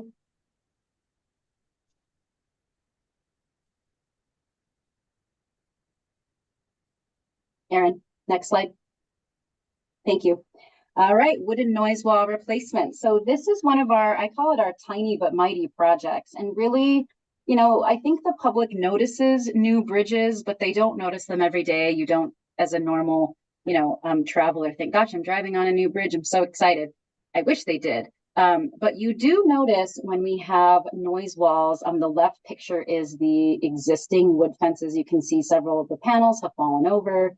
The wood is really starting to deteriorate, and their efficacy as noise wall, kind of noise protection, has decreased over the years. So again, we got a really little pot of money from the governor from a special fund several years ago, and we put it straight to work replacing these walls. So you can see on the right, as you drive down the I-70 corridor, this is between Wadsworth and I-25, you'll notice that some of the wood fences have been replaced with the really nice concrete panels on the right. So we have phase 2 of that project going out to bid next week. So in the next year or two, when you drive the I-70 corridor between Wadsworth and I-25, you will see no wood fences and all concrete walls. And the public, we've gotten great feedback from them on the improved aesthetics and noise protection those walls are providing. So just wanted to highlight that project. Next. One of the other things that's unique to Region 1, but not, I mean, the other regions definitely struggle with it as well. I think the intensity of it maybe is present in Region 1 is the challenge that we're all experiencing with unhoused residents. So we came to the Transportation Commission a year or two ago and asked them for $1 million to really get creative in how we were utilizing our staff to do homeless camp cleanups and prevention. And the TC was gracious enough to give us some funding. And so just wanted to report out on how we've utilized some of that $1 million. The picture on the screen there is our homeless camp cleanup team. Unique to Region 1, we have a team specifically dedicated to homeless camp cleanup scheduling, working with local municipalities, and working with our contractor. So with the $1 million, we have work orders. We've got about 300,000 that we've spent, and we've picked up about 4,000 cubic yards of debris. So a substantial, sizable amount. We did end up hiring a contractor. It's challenging to have professional maintainers' morale be high when you're asking them to do this type of challenging work. So we have a contractor that we've hired out, and we've been very successful. So they actually will bring the dump truck. They'll do a lot of the harder work, and then our team can oversee it and not be exposed to some of the things that are associated with those types of activities. So we've got 69 invoices from our contractor totaling about $400,000. And then we do have IGAs, which is awesome. And they've been working out really well with Adams County, Aurora, and Arvada. And those IGAs allow the locals to do the cleanups and manage the cleanups and then invoice us for the cleanups. The benefit of that being they're not waiting for us to try to get to it, because we've got a lot of competing priorities in the region, maintaining our existing infrastructure. So the IGAs allow the local municipalities to really take some control over some of those cleanups. So in total, we've spent about $761,000 of that $1 million, which leaves us about 200,000 or so. So we're going to be reevaluating the possibility of another request, but we've been really impressed with the ability and flexibility that we've had to get these cleanups done. Next. We hear a lot about pavement condition in Region 1, so just wanted to give you a little kind of map. The red obviously is our lower, the yellow is moderate. We have 893 miles of moderate, and green is high drivability, and that we have about 527 miles. The graphic is probably, those numbers have probably changed since I made the graphic because we have resurfacing projects going on all the time. But wanted to highlight some of our recent awards. In our resurfacing, we won Best in Colorado Urban Highway Resurfacing from I-70 Wadsworth to Pecos. That is the same stretch that is getting new noise walls and new guardrails. So that stretch of I-70 will all be brand new and fantastic. Also, we won Best in Colorado Urban Highway Resurfacing for State Highway 83 from Mississippi to Colorado. So just highlighting some of the great work our teams have done. Next slide. So if we look at our performance impact, again, the red is low, green is good. So the beginning, kind of that column that shows the red, you can see some of the great progress we've made, moving a lot of our lower drivability life surfaces to high. And so happy to see that. We have a lot of work to do, but we're doing a lot of work. So I like to always highlight the hard work that's happening. On average, we treat about 134 lane miles per year with an average budget of about 43 million. So we're putting every dollar out there that we possibly can. And the Transportation Commission did just give us the funding for the I-70 resurfacing on the east side of Eisenhower Tunnel. And that project, we've made great progress this year. So that, a large stretch of that, if you're driving eastbound, you'll see improvement in that riding surface. Next slide. One of the unique things we've done in Region 1, and kudos to Sean Smith, Deputy Director of Program Delivery, or Deputy Director of Maintenance, sorry. We have worked to do an IDIQ contract, and this is, the military uses IDIQs, Department of Defense, and the DoD for contracting. It's a little unique to us, but we figured it out, and it's been fantastic. So what it allows us to do is do some smaller contracts to get resurfacing projects completed. It gives us the flexibility to react quicker when we know that there's a surface that needs improvement. So we've been able to put, I'm dedicating RPP money into that IDIQ contract. And so we have a contractor, last year I think we had, I forget who we had, I wouldn't say that, I think it was Brandon, on call, and we would say, hey, we've got a project that's a little bit larger than what maintenance can handle, but smaller than needing a full engineering project. And so we've put that IDIQ project to work. There's a couple example projects on the lower part of the screen there where we've been able to utilize that. Next slide. Really interesting project that we had as a pilot, the snowplow signal priority. The blue lines on the map, Wadsworth on the left from Quincy to C470, and then kind of on the right, Arapahoe Road with the blue. And what this project really allows is deployment of the snowplows as they come up to an intersection. It senses them, kind of like you might have with an RTD bus or a bus queue jump. It senses that they're coming toward the intersection. It triggers the light to change so that they can actually continue plowing. They don't have to stop, and they can continue kind of their efforts through the intersection. So this does save in idling time, improves riding surfaces, getting the snow off the road quicker. And, a snowplow, getting it from stop to go when you're pushing snow, it takes a bit of effort. So we've been happy with this pilot project. The Wadsworth one is in year 2 of deployment. And then the Arapahoe Road, this will be the first year that we've had that deployed. So we're looking forward to seeing the results of that project. Next slide. All right, so one of the challenges we have in Region 1 is we have a lot of congestion, and what we really understand is that we can't widen our way out of congestion. So we've gotten creative with looking at some alternatives to widening, and this is one of those examples. It was called the Smart 25 Corridor, and essentially what it created was a system along I-25 between Ridgegate to University, where the interstate actually kind of talks. It has this background algorithm running, so it really talks to each other. The entrance ramps have computer technology behind them. So, for example, it could the detectors would say, "Hey, I'm seeing that there's a lot of traffic in Yale and I-25. So change all of the kind of systems going up the road." Change them 5 seconds, delay everyone getting onto the highway 5 seconds until we clear the queue at Yale. And so it's an interactive system, and the system is talking to itself kind of as it's adjusting in real time those ramp entrances onto the interstate. So we saw really great success with this pilot project, and I'll talk about that on the next slide. Great. So bit of a crazy graphic, but I'll make it simple as possible. So the results that we saw from Smart 25 generally was that your planning time. So planning time is if you're driving to a meeting with someone and you say, hey, we should meet at 8 because traffic on I-25 is really bad, so it might take us an hour. Let's plan for an hour to get there. That's your planning time.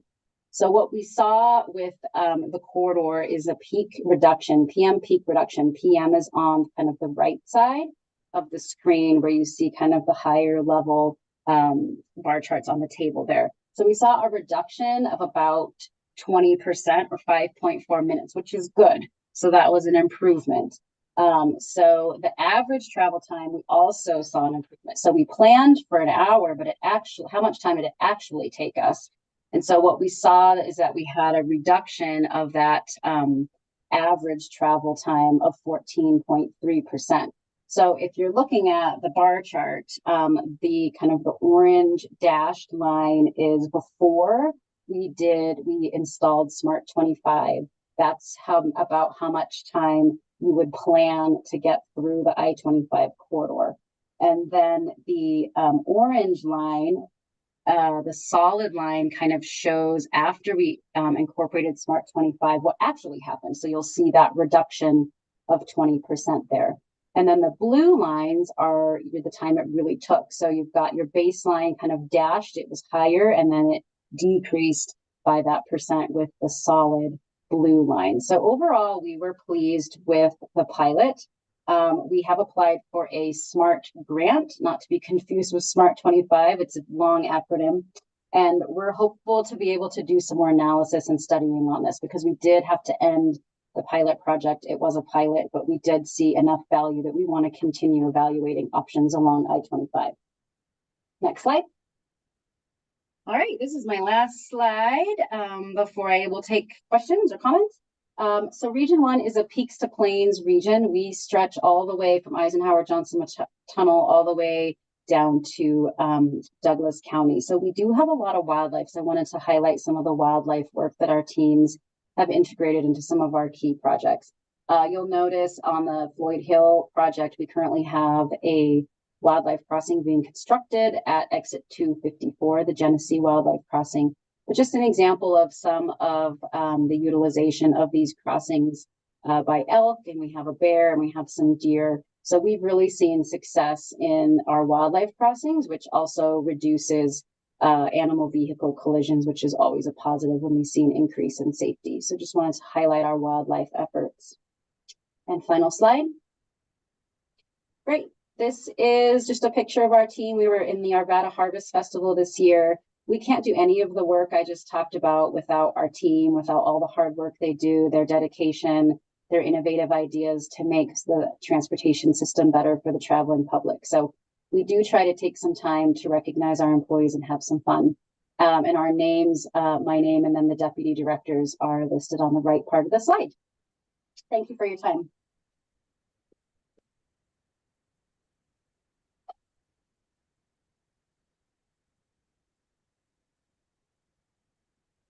Any questions?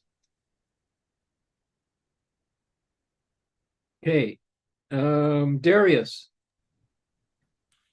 Thank you, Chair. Our last item is the continuation of the discussion on what we're going to do next year at STAC. And want to bring your attention. I don't know, Aaron, if you're able to bring up that memo on the screen or not, but it is page 86 of your slide. And wanted to just go over those and see if there's any other comments, because this will be the last time we'll be meeting this year. So as a review, looking at some potential action items that were identified throughout the next 6 to 9 months, looking at the final FY25 budget before it goes to the commission, adoption of the next STIP, of course, talking about our next planning process, and with both statewide regional plans and transit plans, selection of the STAC chair and vice chair, If there's anything with the planning rules being updated with the TPR boundary study, of course, the what we talked about earlier, updating the STAC bylaws, and we can have that as a topic right at the start of January. For some informational items, of course, we'll be taking a look at onboarding with new STAC members, maybe revisiting some lessons learned from the 2045 planning process, and doing an overview of the planning process in general, especially if we have new STAC members, giving them an idea of how planning is done in Colorado and the applicable regulations and laws. Updates for our winter maintenance plan, our winter maintenance that's happening around there, continuing regional updates, and if there's any other topical plans, such as the freight plan, which is coming towards being finalized a little bit later on in the next couple of months, bringing that forward. But wanted to see if there was any other discussion topics that STAC members would like to bring forward, and staff will be happy to accommodate those. And also wanted to mention the one item that was discussed last time, which is the STAC representative on the state, excuse me, I'm going to get this wrong, Safe Routes to School committee. So we're looking to replace Vice Chair Sloop, who has done a fantastic job on that, but we need somebody new on there, and wanted to see if we can spend a few minutes today trying to find a new member on that. Darius? Yes, sir. Apparently it's got to be rural, because I think Eva and I both said, hey, we'll help out. And they're like, oh, you guys are way too urban for us. So I think they only wanted a rural folk.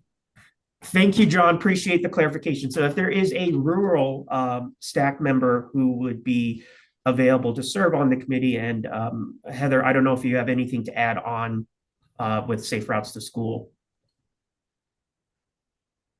It's not as bad as you think. It's a fun little group, and you know what, you really are making an impact in these tiny communities and bigger ones. I've really enjoyed it, and I'm always here in whatever capacity to help get you through the training, because it is a little interesting at first, but once you get it, it's great, and you really are making an impact on so many kids and people's lives. Thank you. So I guess, Chair, if we could maybe open up the discussion, see if there is anybody that's interested in serving on that committee going forward and helping with selection of projects. I think there is about $5 million over 2 years that is allocated, and helping evaluate those projects and making a difference in a lot of these communities, as Heather said. So if we could start there, and then we can take any comments on proposed items for our work, for the STAC work program for next calendar year. So anybody interested in Safe Routes to Schools?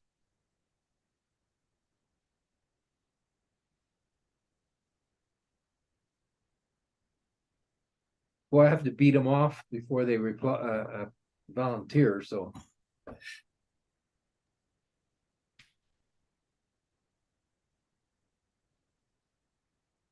I mean, I have a question for CDOT. I mean, if nobody wants to do it, I have said that I'll keep doing it, but I don't know what the rules are. I get it, but if everybody doesn't want to do it, I'm happy to continue, because like I said, it's, you know, the learning curve's steep, but I've got it.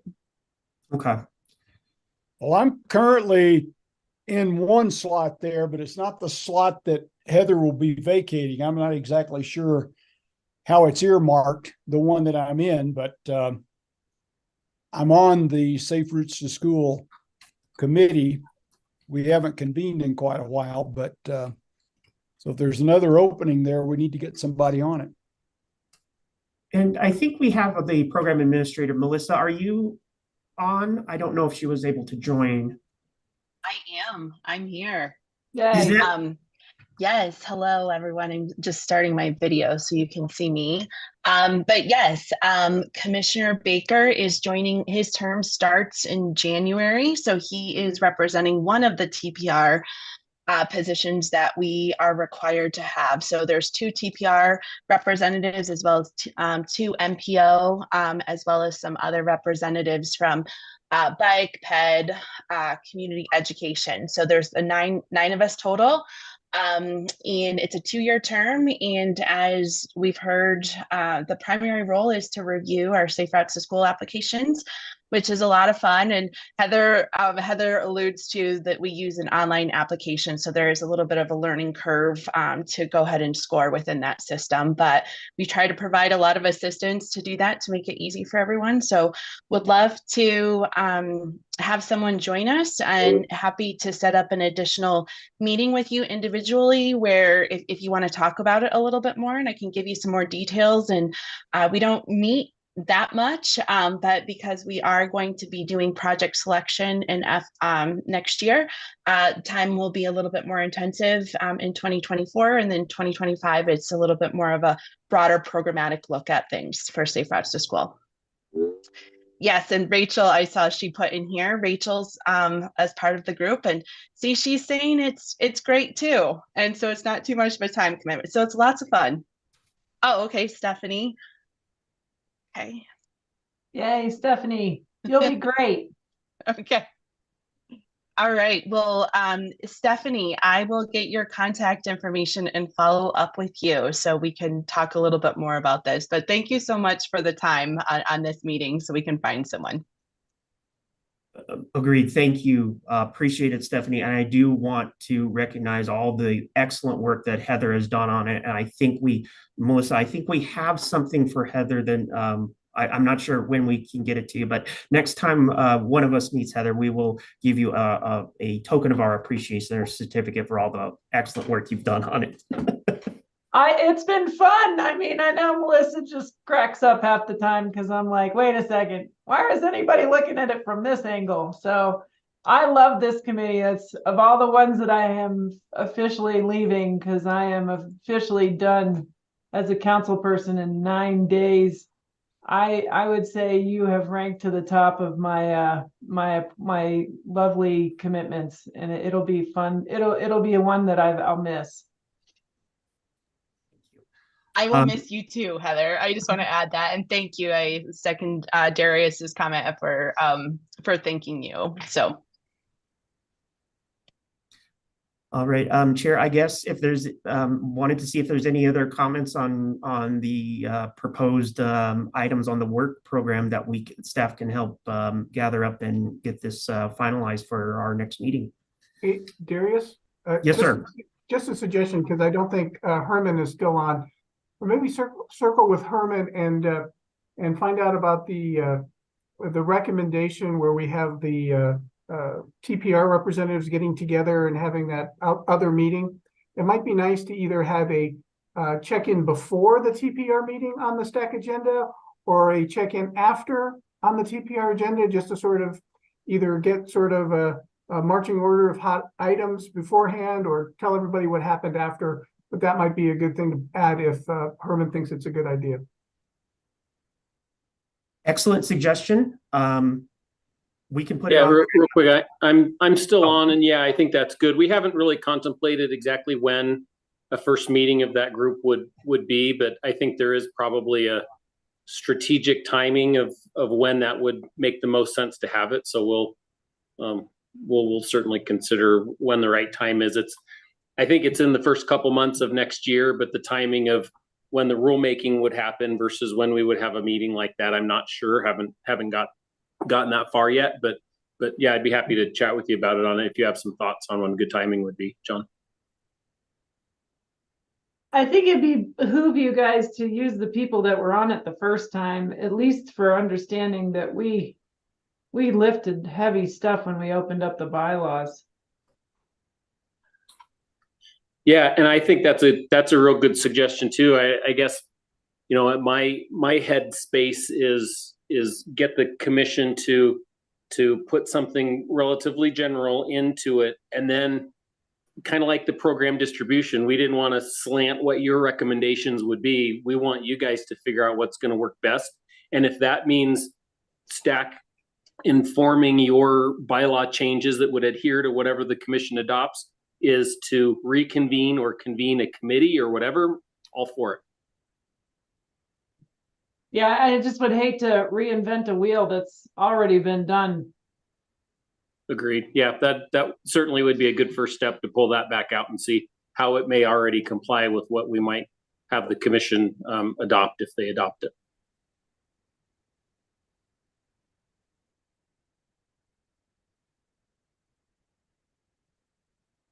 Anything else? Just to comment on bylaws, I think we need to wait to know where commission's actually going to go before we open up bylaws. Opening in January before they're even opening the rulemaking, I think is a little premature. I think we could have conversations, but I think we need to wait to know where the commission adopts first before we jump in and make any hard changes. Okay.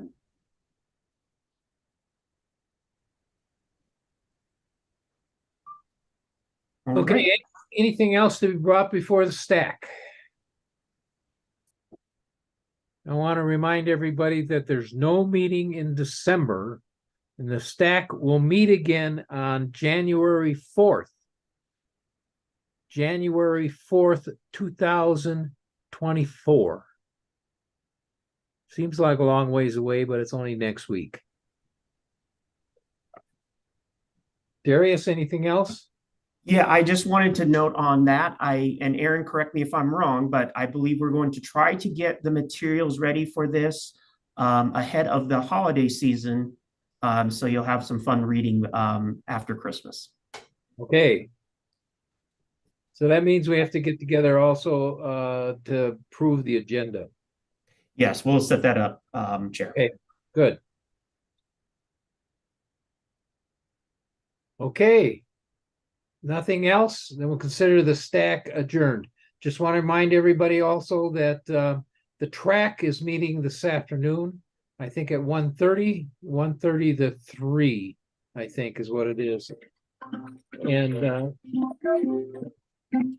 sorry about that. So have a happy Thanksgiving, guys. Yep. See you later. Happy holidays, everyone.